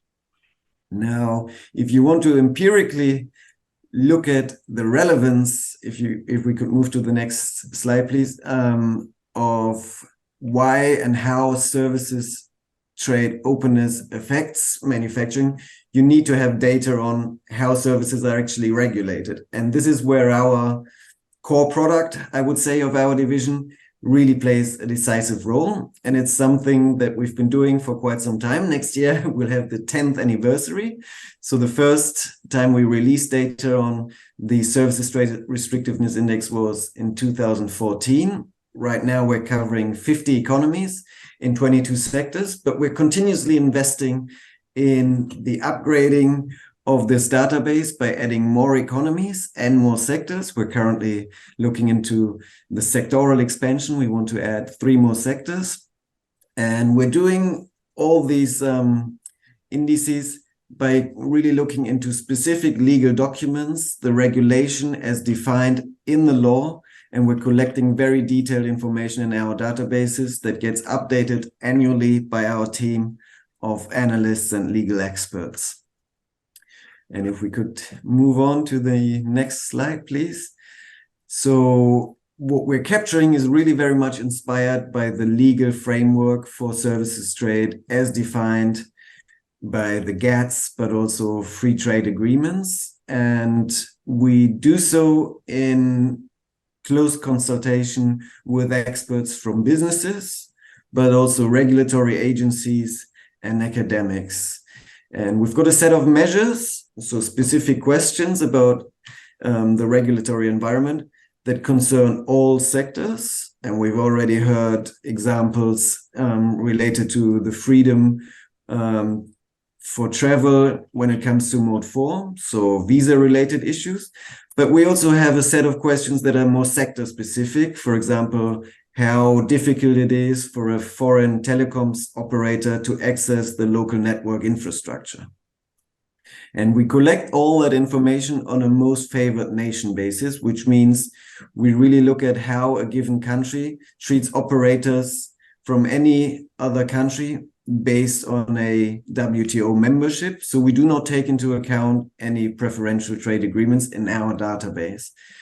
And all this information is initially qualitative. We look at what the law says with respect to a given question, but we then quantify that by summarizing this information into a quantitative indicator that ranges from 0 to 1. And if we could move on to the next slide, please.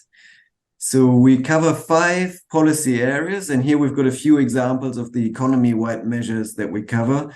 We've got restrictions to foreign entry, and here a classic example would be foreign equity restrictions, so a cap on the equity share that can be acquired by foreign companies. But in recent years, we've seen that cross-border data flows is really a key area that is shaping trade costs in services. We've already heard a little bit about Mode 4 and movement of people. So this is something that is of continued high relevance. There is visa issues, but there is also a matter of the recognition of foreign degrees, for example. And then we've got another area which is called other discriminatory measures. And there we might have, for example, rules regarding public procurement, whether procurement is open and transparent and designed in a pro-competitive way, or if there's any bias towards specific providers from a certain origin. And particularly in many of the digital sectors and modern infrastructure-related services, such as telecoms, barriers to competition is very relevant. So whether the regulatory agency is independent, for example, and whether there is any strong bias towards state-owned enterprises. We also have a further section on regulatory transparency, which, for example, includes questions on whether relevant regulation is easily available in a transparent way online. And if we could move to the next slide, please. So I've already mentioned we covered 22 sectors here. Those are in some cases grouped into broader sectors, for example, transport. We cover maritime, air transport, as well as rail and road transport.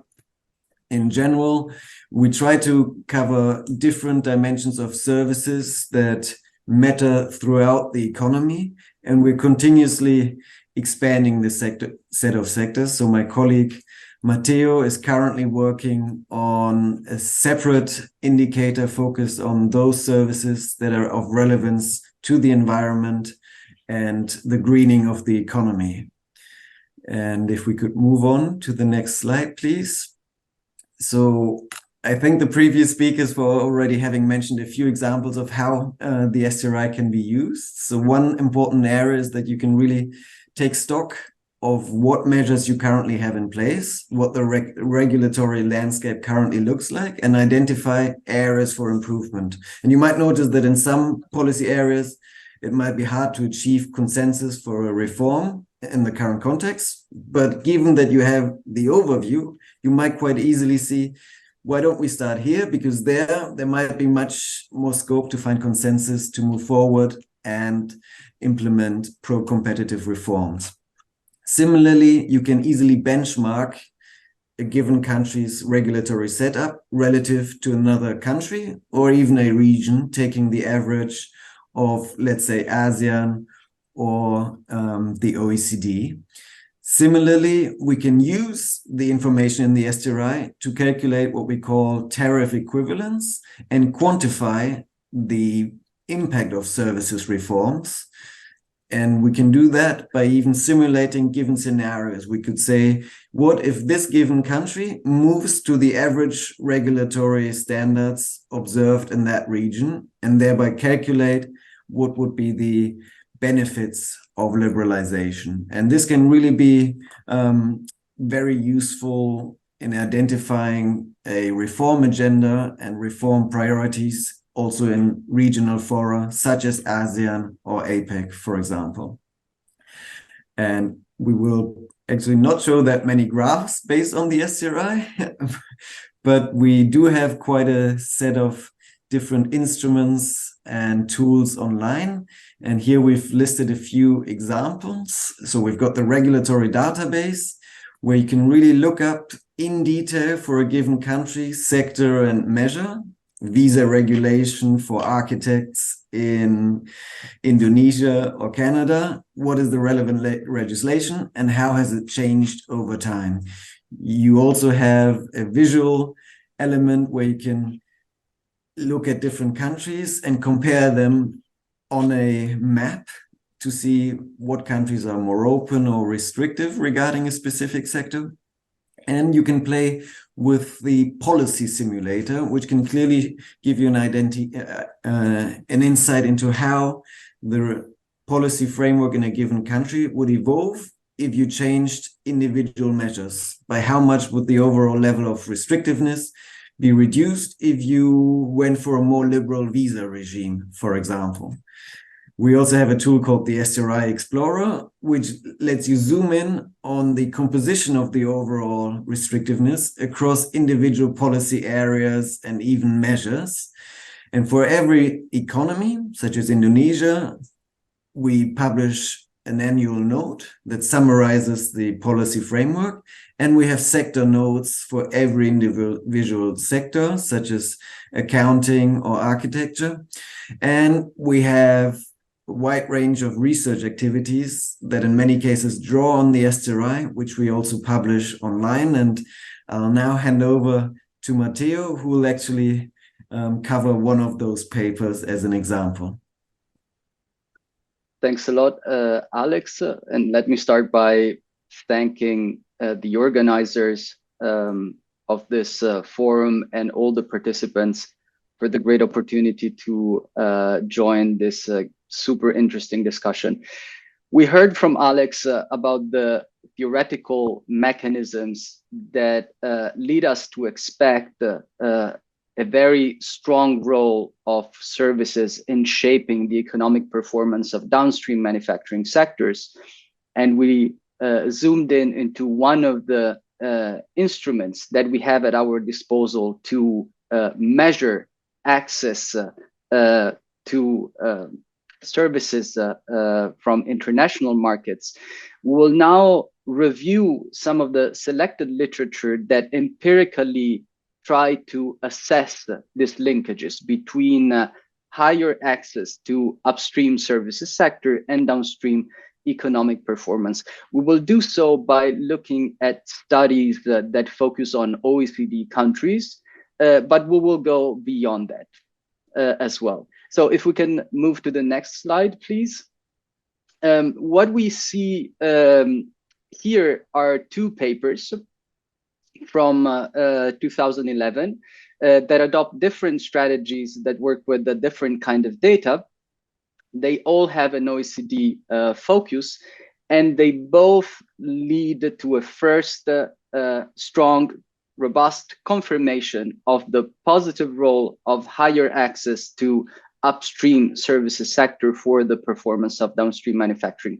Let me quickly highlight some of the key elements of this research for you. The first paper, published in the Economic Journal and authored by the couple Barone and Cingano, is a sector-level analysis of 16 OECD countries. So it's a cross-country study that focuses on manufacturing sector, which are observed from 1996 to 2002. Again, the main result of the paper is that more pro-competitive regulation in upstream services sectors increase value-added productivity and export growth in downstream manufacturing sector that use the services more intensively.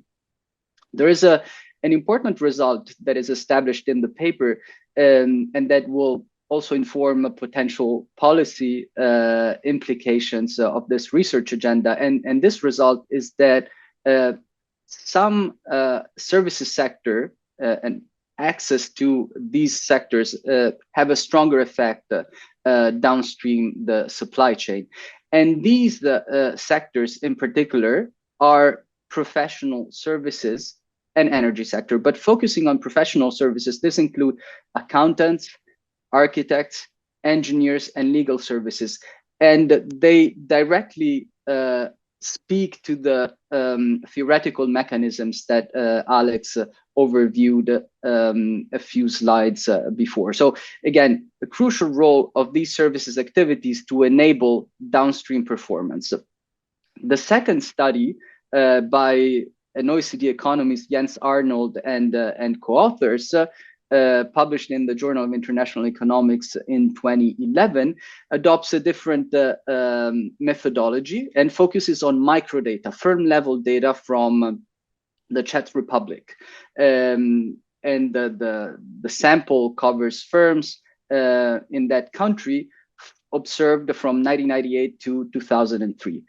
And again, the key result is that liberalization in upstream services increases productivity, this time at the firm level, measured at the firm level, downstream that use the services as intermediate input. And here again, we have an important result, that is the strong role that the authors find of the extent to which foreign suppliers of services are allowed into the country. And this, of course, is a reflection of measures of Mode 3 services trade, measures that open domestic markets to the possibility of foreign suppliers to contest the market through the establishment of a commercial presence. So two studies, two different methodologies, but consistently pointing to the same result of the positive role of higher access to upstream services for downstream economic performance. And if we can move to the next slide, please, we see here two more studies. Again, the focus remains largely on OECD countries. The first one is the study authored by, again, some OECD economists and other co-authors in 2013. And it's again work that exploits sector-level data within a cross-country framework covering 15 OECD economies for a longer time series from 1985 to 2007. The result is again confirmed that less anti-competitive or more pro-competitive regulation in upstream services increases multi-factor productivity downstream in manufacturing sectors. This study in particular brings to the discussion another relevant result, which is the fact that the effect is stronger for the downstream sectors which are closer to the productivity frontier. This has implications for policy design and the targeting of sectors, but clearly gives an insight on where the costs of getting to this positive effect of higher access to upstream services are higher or lower. And in particular, they might be lower for those services that are intensively used by manufacturing sector, which are more productive. The second paper that is mentioned in this slide is actually some recent work that our team, including Alex, myself, and other co-authors from our division, have conducted to use our SDRI database. So contrary to the previous papers that I discussed, this is the first one that uses, exploits the tool that Alex presented to you a few slides before, the SDRI data. We conducted a sector level analysis for most OECD economies, plus Brazil, China, India, Indonesia, Russia, and South Africa. So quite an extended sample of countries observed from 2013 to 2018. We find that, again, the positive linkages from higher access to upstream services on to downstream economic performance, and in particular, labor productivity of downstream manufacturing sectors is confirmed. And if we can move to the next slide, we will zoom in into a specific quantification exercise that we conduct in the paper. Can we please move to the next slide? Thanks a lot. So here we focus on a thought policy change in the targeting air transport sectors. We assume that the level of the STRI is decreased by 0.05 points. Decreasing in the level of STRI means removing barriers to access to services, and in particular, in this case, we're looking at air transport services. And what you see plotted on the chart are the estimated effects and their respective confidence intervals of doing this, of implementing this rather ambitious reform that is captured in this decrease of the STRI by 0.05 points. The estimated effects vary across downstream sectors, which you see labeled and plotted on the horizontal axis of the chart. Let's start from the very right of the chart, where we see the manufacturing sector labeled furniture and other manufacturing. For that particular sector, the thought policy experiment of removing barriers to air transport services has the highest estimated effect on labor productivity, amounting to an increase of 18% in labor productivity. This is a big number, and just to give you some intuition of what we see here, behind the label furniture and other manufacturing, we have actually activities such as the manufacture of medical and dental instruments, as well as installation of industrial machinery and equipment. And here, the transport of goods with a high value to weight ratio, as well as the business travel of engineers and managers, which are crucial players in these manufacturing industries, is likely to benefit from greater openness to air transport. So we see how higher access to air transport services can have such a strong productivity effect downstream, and in particular on this specific manufacturing sector. But you see that the positive effect of the removal of barriers in the air transport is actually constant across all manufacturing sectors that are plotted. We do not see any negative or ambiguous effect across the sectors. Before moving to the next slide, I also would like to mention that we see the positive effect of removing barriers to telecommunication services, and in particular, the effects from removing barriers to telecommunication services are very high, and the same thought experiment of decreasing the STRI by 0.05 points is associated with an 8.4% increase in the productivity of computers and electronic products. So again, a strong sector-specific result. Let's move to the next slide, please. I would now like to move beyond the OECD samples, beyond the lessons that the literature has drawn from studies focusing on OECD countries, and look into more global or regional, but beyond OECD samples. Again, let me stress that this is a review of selected literature. The academic work has been quite substantial in this space. So there are other studies, other papers beyond those that are listed in the slide. But let me start from mentioning this work again by the OECD economist Jens Arnold and co-authors that focuses on sub-Saharan Africa. And here again, so in a very different context, we find, the authors find that access to communication and financial inputs increases firm level productivity. A second type of a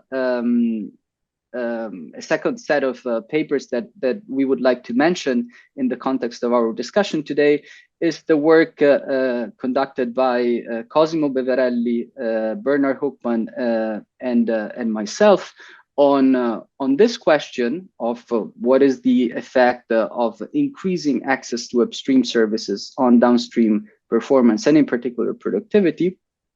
I'm mentioning here two papers, one that adopts a world perspective, looking at the broadest possible sample of country using a similar indicator as the OECD STRI, the STRI developed by the World Bank, which, let me open a parenthesis here, is another tool available in this space to perform this kind of analysis. And the second paper that is mentioned here from 2019 is a chapter in a book edited by Ibu Lili, which I thank again for the opportunity to collaborate with the area within the area agenda, where we adopt an Asian perspective. Both studies confirm the positive role of increasing access to upstream services, intermediate inputs for downstream productivity, but highlight a new result, which I believe is important to stress in this discussion. And this result has to do with the role of economic governance, economic institutions in shaping the effect of higher access to upstream services inputs. And in particular, especially when we focus on increasing access to upstream services inputs by reducing barriers to mode 3, to investment, what we find crucial is that the country that removes these barriers has adequate economic institutions measured by the quality of economic governance to allow foreign suppliers to fully benefit from increased openness. If you remove the trade policy barrier, suppliers, foreign suppliers, will still have a high cost to pay to contest the market if the overall quality of domestic regulation is low. So these two studies really highlight the complementary role between trade policy and the overall more general regulatory environment in the domestic country. Finally, from this slide, I want to mention a few case studies that have been written over the last few years, again, asking the same question: what is the effect of increasing access to upstream services for downstream performance? We have put on the slide two case studies for India and actually two for Indonesia. And one of them is forthcoming joint work between ERIA and our division of the OECD. And I took the liberty of using this forum to show a preview of the result that we obtained in that study. We can move to the next slide. Due to limited timing, you have a couple minutes to conclude. Sure. Okay, let me then quickly move to the conclusions. We find systematic, robust evidence of the strong and positive effect of higher access to services intermediates on downstream manufacturing, confirming the theoretical mechanisms and channels that Alex explained at the beginning of our presentation, but that we also heard from the other speakers in the panel. The review of the empirical literature highlights several specificities of these linkages, and in particular, the strong role of increasing access to transport, telecommunication, finance, and business services, as well as the strong role of focusing on removing barriers to foreign entry, Mode 3 services imports. We also found that country characteristics as well as firm characteristics are important things to consider when we design these policy reforms that increase access to upstream services import, as country characteristics, the quality of institutions or firm characteristic can shape the effect of the reform. I want to conclude by mentioning a research agenda that is currently ongoing in our division that expands the focus of the effect of higher access to services intermediate inputs, not just on economic performance measured in terms of productivity or export performance, but also on labor market outcomes and environmental performance of downstream sectors. And so if you're interested in these extensions of this important agenda, stay tuned with the work that we will soon disseminate, and do not hesitate to reach out if you want to know more about these work streams. And with that, let me stop here, and thanks again for your attention.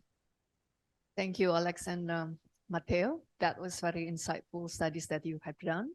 I think before moving on to the discussions, I would like to invite Dr. Doanha. I understand Dr. Doanha is in the room. Perhaps you can share from your perspective how Vietnam develops the services sectors, how Vietnam's case study.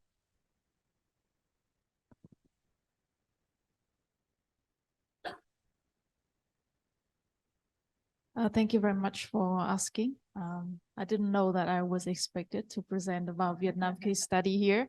So I will just mention very briefly. So basically for Vietnam, as you know, we have been participating vigorously in international in free trade agreements in the region, especially starting from the Vietnam-US BTA in 2001. And for Vietnam, the government really takes the participation in the FTAs as a momentum or a push or pressure to conduct and to promote further domestic reforms. And these always go together. And in terms of services, we have been gradually opening following the engagement in those FTAs. I don't have much statistics to share on the spot, but there are several things that can be drawn from the Vietnam's examples that I think might worth be considering. The first thing is that in designing the policy, the domestic reform always go in parallel with the international cooperation and commitments, so that on the one hand, we can take advantage of the international commitments in terms of support and reciprocal treatment, but on the other hand, we also ensure that the domestic policies are also in hand with these international commitments, so that we try to avoid the kind of restrictions that can have a counterintuitive or counterproductive impact on the domestic economy.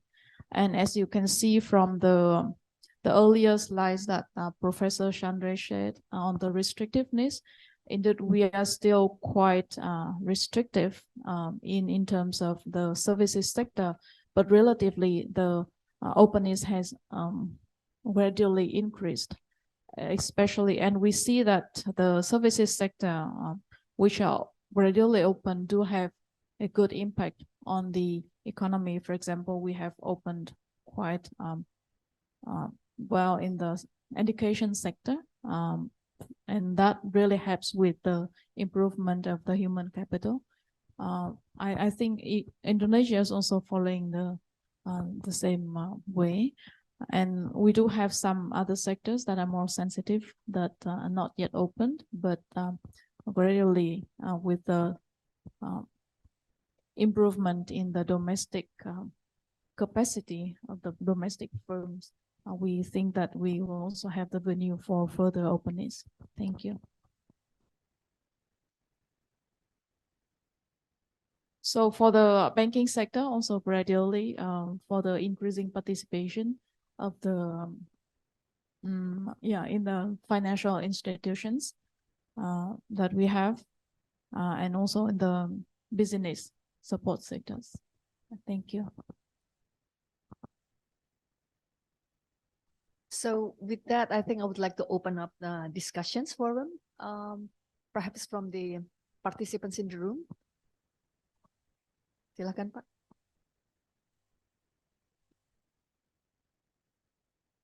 Thank you. I followed the discussions and all the materials presented by the speakers. I would like to ask first is, we know that the stage of services sector development reflects the efficiency of the value generated functions of an economy. The more developed services sector of one country, the more efficient the economy is.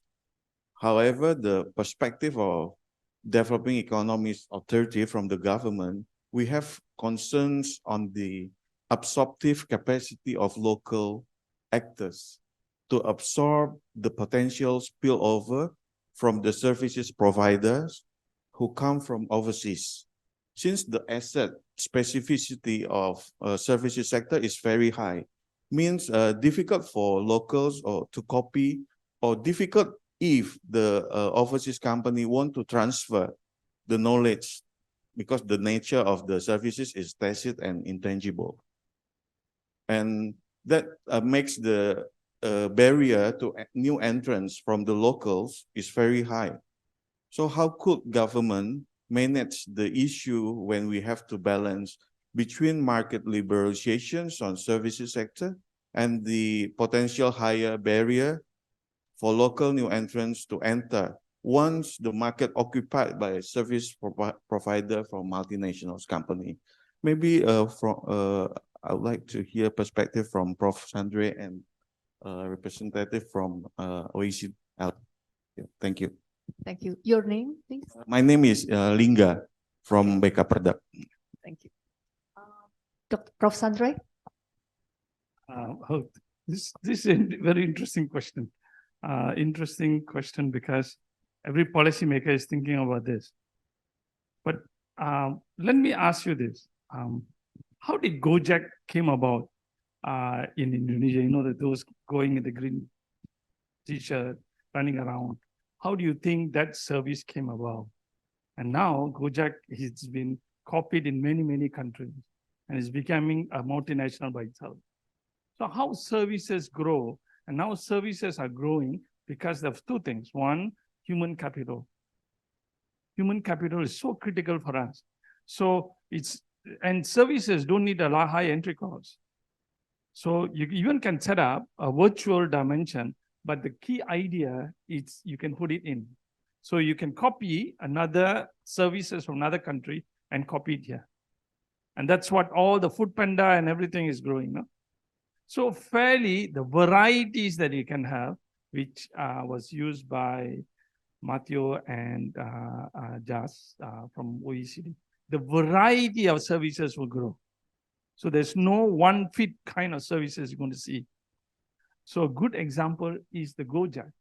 If Indonesia can produce a Gojek, Indonesia can produce many, many different Gojeks. So important thing is how do we start that? Less restriction.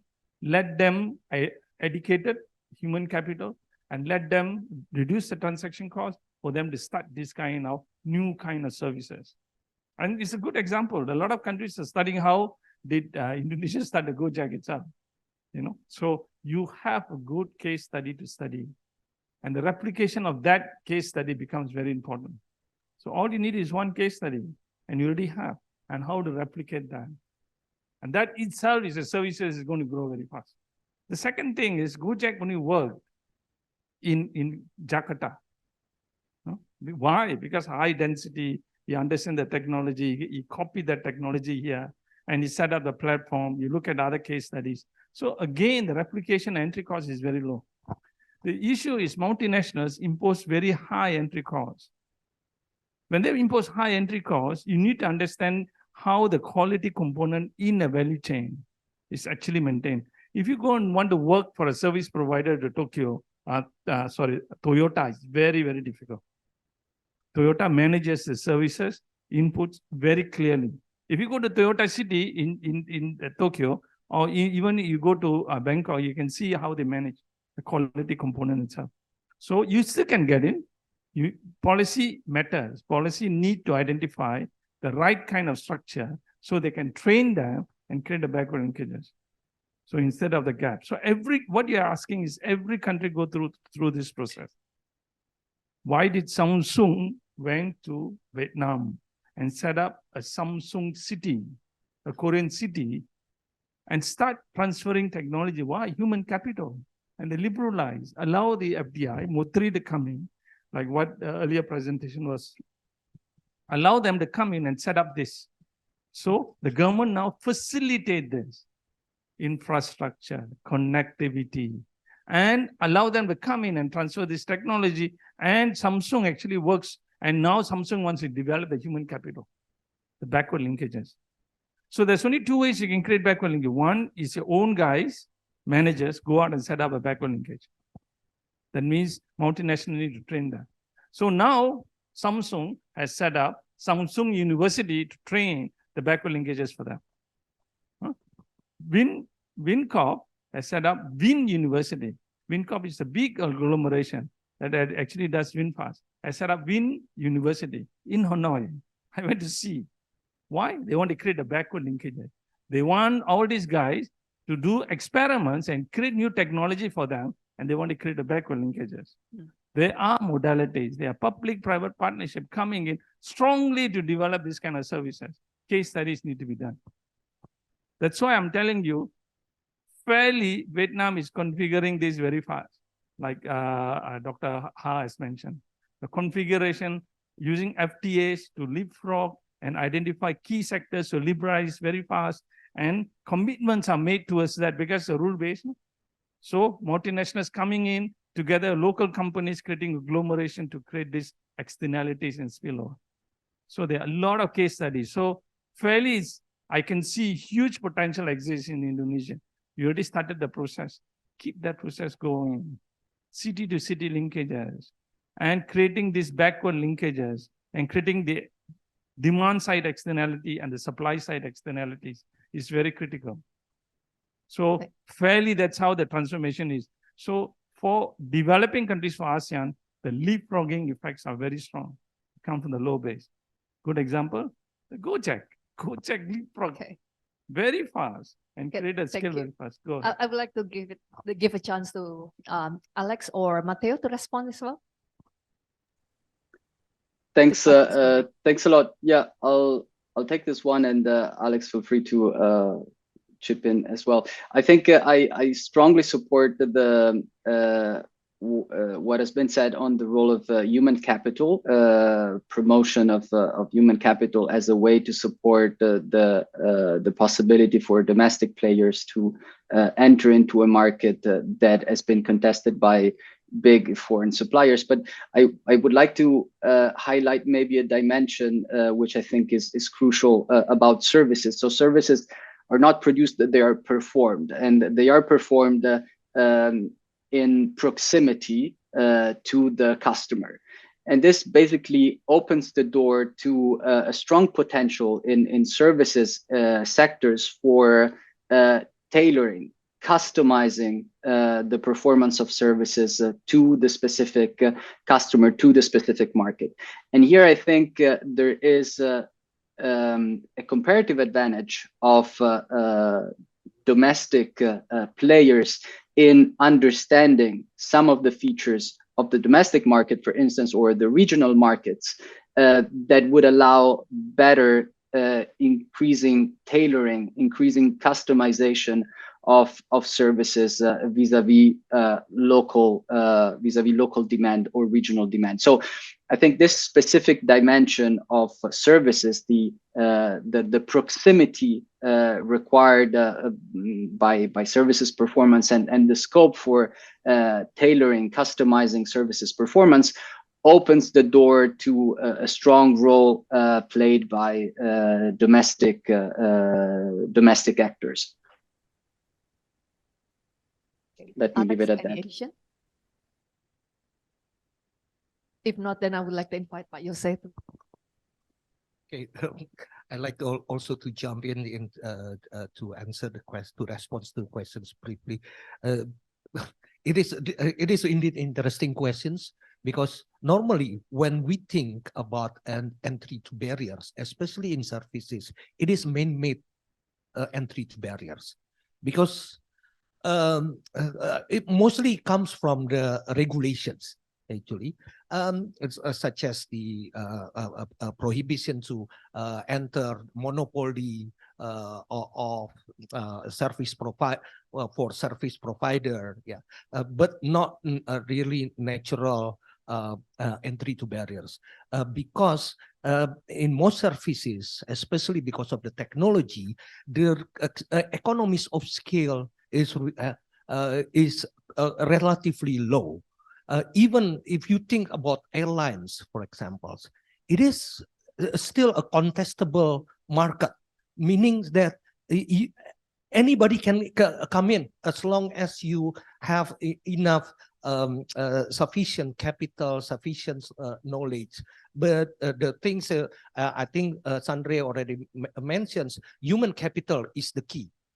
So it's not capital itself, but human capital, the human resources. But we have seen in Indonesia anecdotal examples in Indonesia when we open up the airlines in the industry for the 6 freedom of flight, for example. So, yeah, it turns out it invited a lot of foreign companies, but it also encouraged a lot of airlines companies, local grown airline companies. Some of them already disappear now, of course.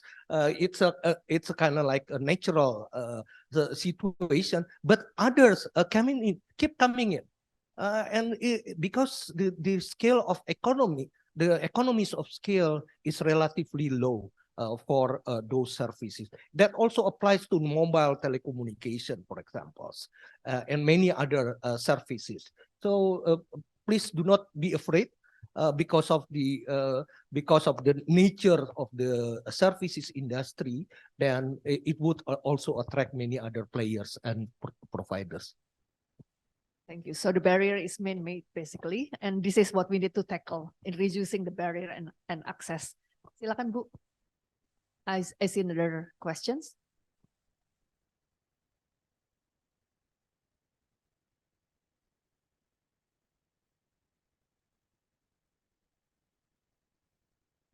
Thank you very much, Ibu Devi. Yeah, my question, I have 2 questions actually to Pak Yose. The first question that Pak Yose mentioned, high cost at the service sectors in Indonesia occurs, leading to high trade costs, which in turn reduce the competitive advantage. But I also noticed that there is also regulation that Indonesian exporters have to use domestic vessels, kapal berbendera Indonesia, Pak, to export their products, including the manufactured products. What do you think about such kind of regulation? Is it counterproductive, or is it good to support domestic service producers in Indonesia? And the second question, does Indonesia have a roadmap regarding the development of the service sector in Indonesia? If not, I think it is timely for us to recommend to the government to establish such kind of roadmap. And what is the what institution, Pak Jose, do you think suitable to coordinate and implement the roadmap in Indonesia? We know that coordination is very challenging in Indonesia. I think that's all, Bu Devi. Thank you. Okay, thank you for the questions. Let me begin with the second question. This services sectors, as I mentioned, has often been overlooked, and in 2010, actually, CSIS together with Ministry of Trade and Apindo started the Indonesia Services Dialogue at that time, and then in 2015 we even set up it as a independent agency, independent institution. Yeah, but for more than 10 years we already tried to introduce or increase awareness on services sectors, but unfortunately, as I mentioned, none of the presidential candidate take the services sectors seriously. So maybe, Bu Devi, we still need to do more about it. Yeah. Yes. So there is no roadmap at the moment.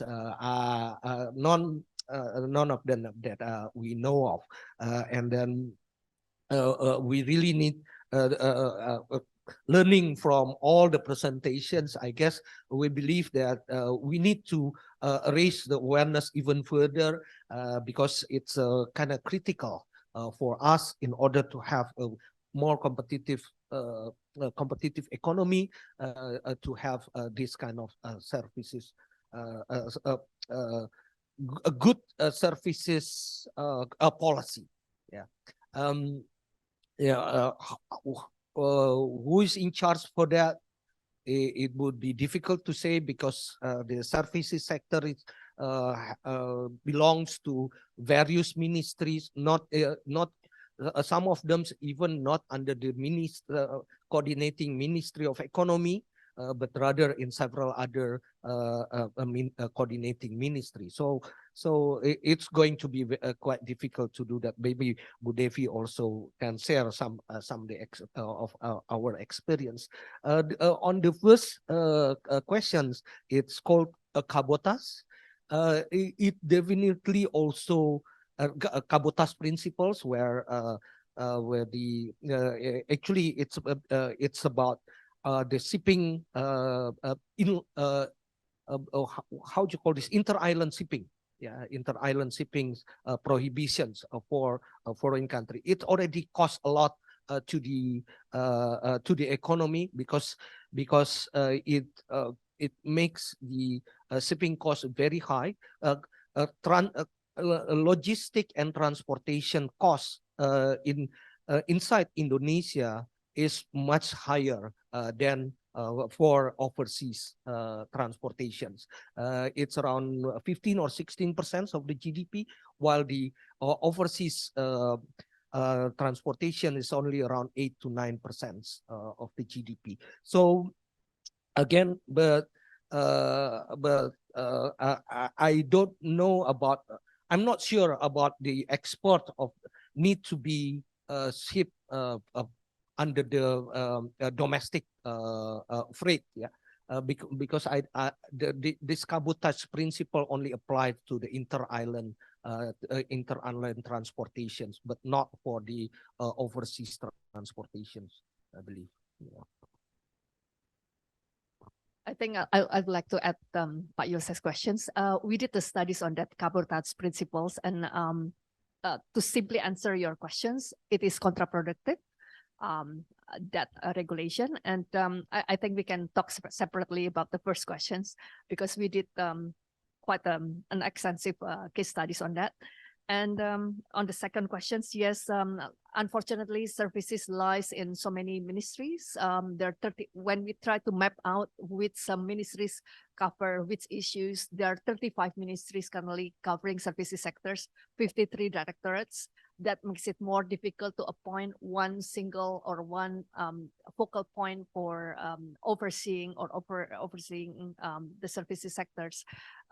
Who needs to do what? This is very critical because it lies in so many coordinating ministries, some under Kemenko Polhukam, some under Kemenko Econ, and there's others as well. So this is very difficult to very complex to navigate.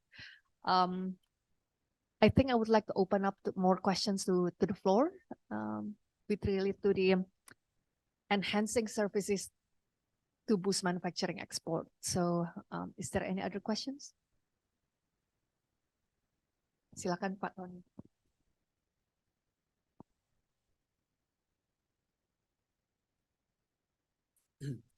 Thank you very much, Bu Devi. I would like to follow up Mbak Sarah question. Since you have mentioned that those example has been counterproductive policies, and in your presentation, Pak Jose, you have mentioned that it is important for us to taking advantages from high quality services globally while improving domestic supply. So the basic question is, in that condition, what kind of government intervention or maybe policy incentive or something that can be done by the government to improve our services sector, particularly in the logistics that we have discussed before. And the next question is for Sandri. In the beginning of your presentation, you have mentioned about the Philippines.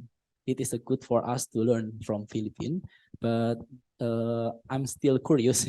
What are factors or maybe what are clues that can you give to us, and give us more information regarding the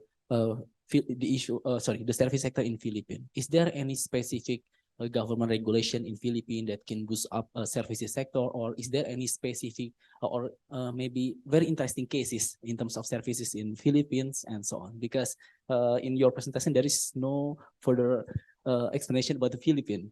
It's all about Vietnam and Malaysia and also Thailand. I think that's all from me, Mbak Budi.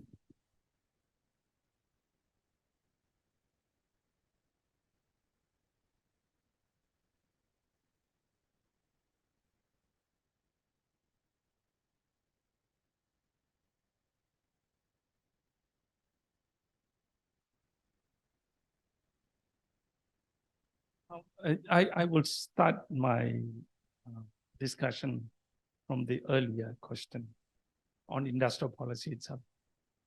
Do you know the most powerful industrial policy Indonesia has? The most powerful industrial policy is the Free Trade Agreement.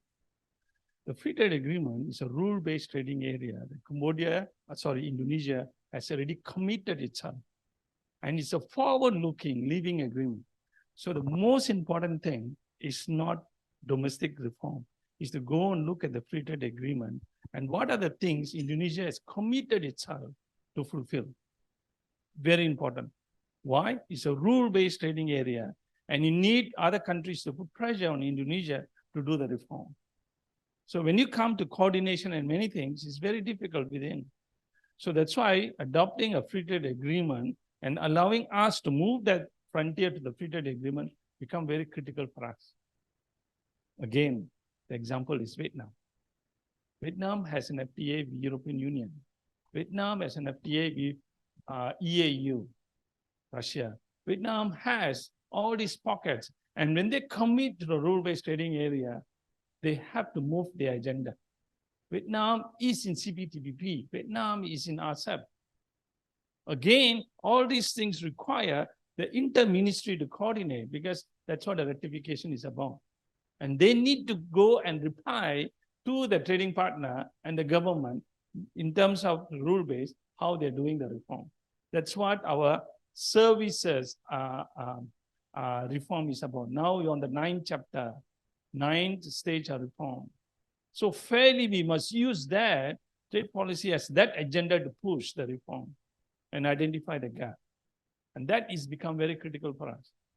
So if you use that for reform and see what the other countries are moving, automatically all the other inter-ministry have to coordinate, because moving our frontier closer to that actually benefit us. And that becomes an important agenda for Vietnam to push and coordinate all the ministries together, because it's a rule-based trading area. They are committed to that. Commitment is the most important thing we have in ASEAN. That's why we are the strongest trading bloc in the world now. No other trading bloc is as resilient as ASEAN and RCEP. So we need to make RCEP as resilient as possible. And that is very critical for us. So we already have an industrial policy. It's not we don't have. It's the commitment that we need to fulfill and push, and then work backwards. What are the reforms we need? And all the other countries, Thailand, Vietnam, and even Cambodia is going to adopt such a strategy. And that is required by the free trade agreement. The second part is Philippines. Philippines, the interesting part about Philippines, why Philippines start working on its services is because human capital. Fairly, the human capital is, education to university is literally free for them. Because that's the way the system will be set up. They speak very good English because of the Americans. They speak Spanish because of the Portuguese colonization. They already have international languages that allow them to do the back office outsourcing first. And what Philippines did after the Asian financial crisis is they realized that remittances is as big as their GDP. And at the same time, they want to manage their remittances. And at the same time, they realize there's a risk in remittances. So they have to reverse this, because the cost is rising very fast because other countries are start competing on the same space. India is a good example. India came in and pushed Philippines to move. That's why the free trade agreement becomes very important for them. How they're going to liberalize their services to the higher value added. Now they call knowledge-based outsourcing, engineering, architecture, all this becoming very important for them. And that attracts all of the human capital, the Filipino human capital are coming back together manufacturing. So they are reversing that migration they had. So again, the mutual recognition agreement, and when you look at all our free trade agreement, is the movement of skilled labor is the most critical one. And Philippines is moving into that space very fast.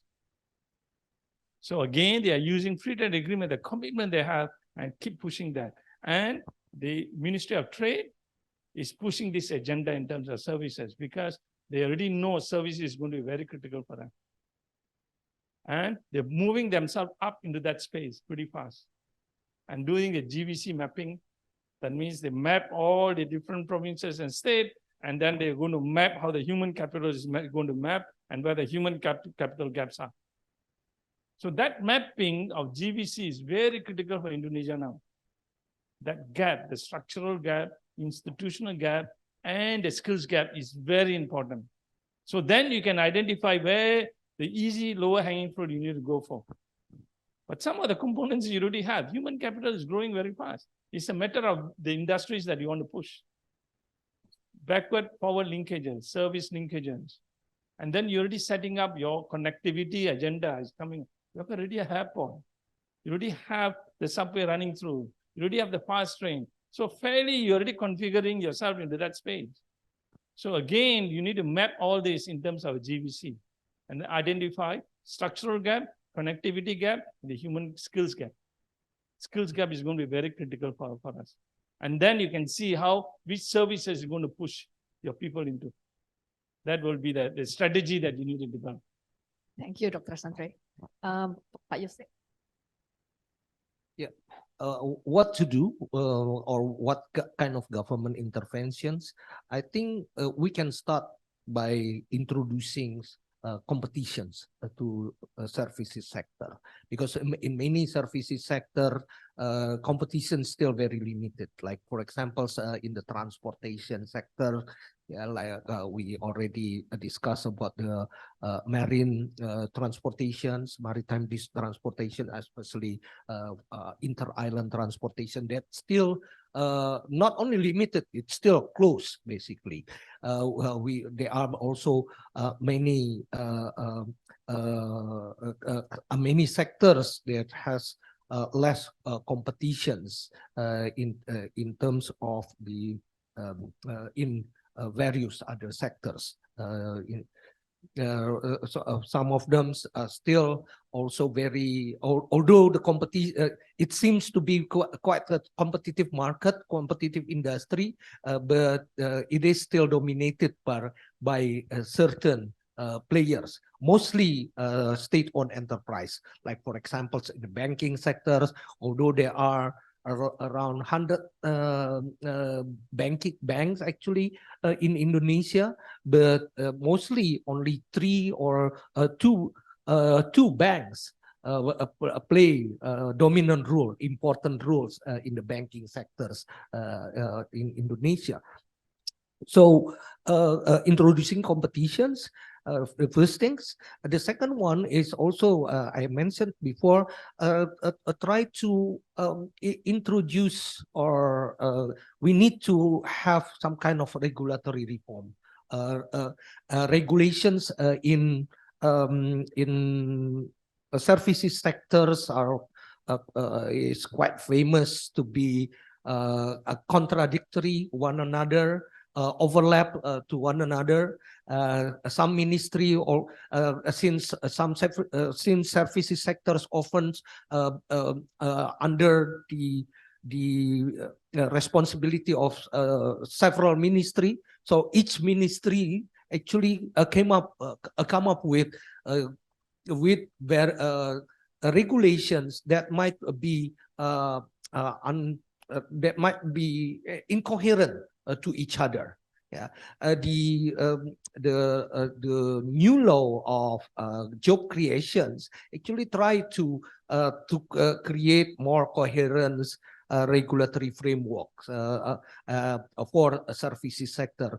But unfortunately, when it comes, the spirit of the law is very good, but when it comes to the implementing regulations, it becomes uncontrollable again, because because it belongs to again various ministries or various institutions. So that kind of things, having a good regulatory framework is another initiative that we need to do.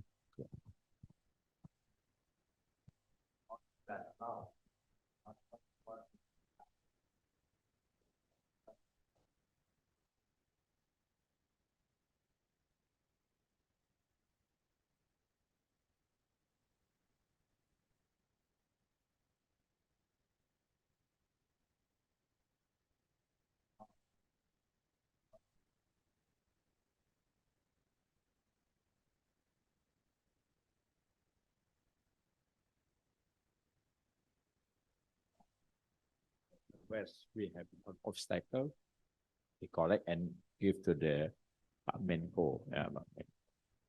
I believe that the Indonesia will be better than before, because the spirit of the presidency, not only president, but the people would like to better life, not many regulation, then parliament make a laws, then government make a regulation. Let's say it's a good discussion, and Pak Sandra many suggestions. But why Philippines? Most interesting with the Japanese, yeah. Maybe we have a new report from UNTCID about the friendshoring. Friendshoring is a new wave based on ideology, but also nearshoring. Yeah. Nearshoring also. Japan, Philippines are not so far, but the friendshoring much better, because Philippines, Singapore, even Malaysia, close to the US, but Indonesia, I don't know. But also many people ask to the Ministry of that, why we not choose Greek, for example, or we still close with the traditional trades. even we already open with the new CP with Uni Arab, Uni Emirat Arab as a hub, but Pak Kasan already make discuss for the exporter. The handicap is again that the new market also depend on big market, and the regulated is so difficult with the new, for example, in Africa. Yeah, it is also, I think this is a good Sorry, for us to. Pak Yose is about to leave. Pak Yose, just one final remarks. Okay. I'm really sorry that I need to leave now, but this is very good discussions, and hopefully this is again will contribute to the developments of services sector in Indonesia, because it's not only good for the sector itself, but it is required or necessary for the development of the whole economy. And again, back to the last questions, what we need is not the more regulations. We don't have problems with lack of regulations on services sector, but rather we have to make it a streamline. We have to make it we have to make the regulatory frameworks coherent and can achieve and necessary to deal with the situations at the moment. Thank you very much, and thank you again for having me here in this dialogue. Thank you. As we are coming towards the end of the discussion, I think I would like to have closing remarks from OECD, and then Prof. Sandre and perhaps Pak Kasan can have a closing remarks as well. From OECD, I think either Matteo or Alex can have one closing remarks. Yeah, maybe I'll start. So thank you for the opportunity to present and participate in this discussion today. It was really hugely insightful and very inspiring. I think all speakers and many of the questions have really emphasized that there is broad support, both in terms of the conceptual, logical mechanisms, but also in terms of the existing evidence that greater openness to services trade would be beneficial for manufacturing performance. And we as the OECD remain very much interested in engaging with you, ERIA, other Indonesian stakeholders in this dialogue, and help you on that journey towards improving and optimizing your regulatory framework. Thank you very much again for this interesting opportunity. Thank you. Prof. Sandre? Thank you. This is a very interesting forum, a forum where policymakers want to know how to do the services reform. One, you have a whole spectrum of things to play around. The only comment I want to make is don't think of a traditional way of reforming services. Think of a new forward-looking way of reforming services. So you have a big agenda, interesting agenda. Second is the lot of work that's been done in ERIA. ERIA can actually come out to help with a lot of policy reforms. And that is one of the objectives of ERIA. And my part, there are quite a bit of studies I've done for ASEAN, and I'm very happy to coordinate and help. Keep in mind, human capital, connectivity, and forward-looking institutions are key for services reform. If you can create a forward-looking dimension, that might be coming through the FTAs. Connectivity, you already have the soft and the hard, and human capital.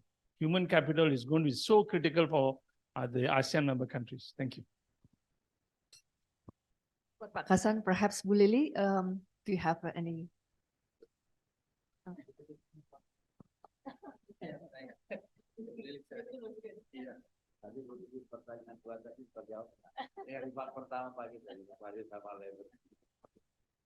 Yeah, thank you for all speakers. I think first, Bu Devi, personally, I believe the reform on services regulation is very important. But how to convince our stakeholder on services sector? has the similar perspective that services sector is very important, not only for as our colleagues from OECD mentioned about the the result of the study to show that services is very important to increase not only each sector on services but also on manufacturing, also on economy. And the last point, I think this is our homework still for Indonesia, because we have already taken on action by like Cipta Kerja law or omnibus law, but maybe our homework is still on implementation, including coming from our FTA. On the FTA, we have services chapter, but the implementation is still a question mark for our government and our business practice in Indonesia. But this discussion on services sector, I think, is very important. And Bu Lili, I propose for the next year, maybe we have to invite special speaker from OECD, because we have the plan to study about why Indonesia proposed to become the member of OECD. Yeah, so, because we don't have the preliminary study. Yeah, just is called by the Minister of Coordinating Economic Affairs. But in our discussion internally in Ministry of Trade, should be prepared by like analysis, study, preparing study. Why Indonesia eager to become the member of OECD? Yeah, because we have to consider about how the responsibility. What is the benefit? What is Indonesia has to implement it many regulations about a member of OECD. Yeah, so this is we will propose this study in our internally in Ministry of Trade, but maybe we can invite our colleagues from OECD and also from other sectors. Thank you, Bu Devi. Thank you, Bu Devi. Thank you all to all speakers. We really appreciate your time sharing insights with us. I think like I started with 2 questions. Now let me end it by being a devil of advocate. One is that we have been shown so many results that actually opening up services sectors will bring will increase productivity, not only in the services, but also other sectors, including some of studies shows in the manufacturing sectors in particular.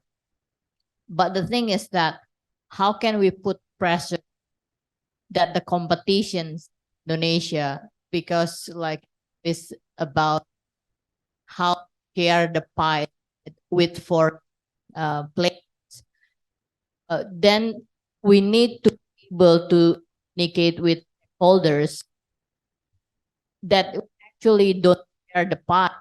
The pie is actually increasing, that they're sharing the increased pie. So that's the essence of competition. Second one, that I think this is the hard part. The mic, it doesn't want me. It wants me to stop talking. Well, I think that the second point is political will. This is very difficult, right, Pak Kasan? Thank you. Like all speakers mentions, it's very, including Dr. Ha mentioned, it's very important to have rule-based agreements and to make domestic reforms consistent with our international commitments. The thing is that I'm taking examples of nickel industries in Indonesia. We are sued at the WTO, and Indonesia is among the countries that has been sued lately since 2019. Indonesia is among the highest, the country that has highest number that has been sued by a member at the WTO, right? In pharmaceuticals, in energy, in retails, telecommunications, as well as lately in industries. So it's really important for us how we put political will to make Indonesia's policy, domestic reforms are consistent with our international commitments, which is very important to ensure certainty for the market, right? I don't know this. I leave it to officials here. What will be, I don't know what would be the good strategy to put political will for Indonesia to ensure that our policies and reforms are consistent with our international commitments. I ended this again on behalf of ERIA. I would like to thank everyone who have put their dedications to succeed these discussions, and we very much look forward for next year's trade policy advisory groups discussions. Thank you so much, and thank you for OECD colleagues, particularly for wearing Indonesia's scarf. We really appreciate it. Thank you.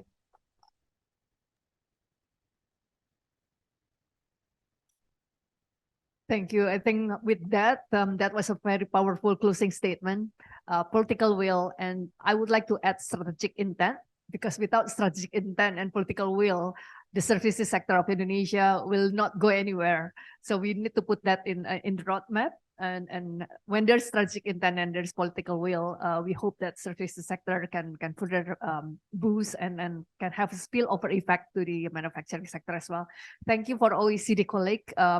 Appreciate your timing. I understand it's early morning in France. Thank you again for your contribution in this discussion. Thank you for all the panelists and also the participants. I concluded today's discussion. Thank you. Wabillahi taufiq wal hidayah. Wassalamualaikum warahmatullahi wabarakatuh. Thank you, Ibu Devi. Thank you to the moderator and to all speakers for bringing us to an insightful session today. Please, everyone, once again, give a round of applause to our speakers and moderator.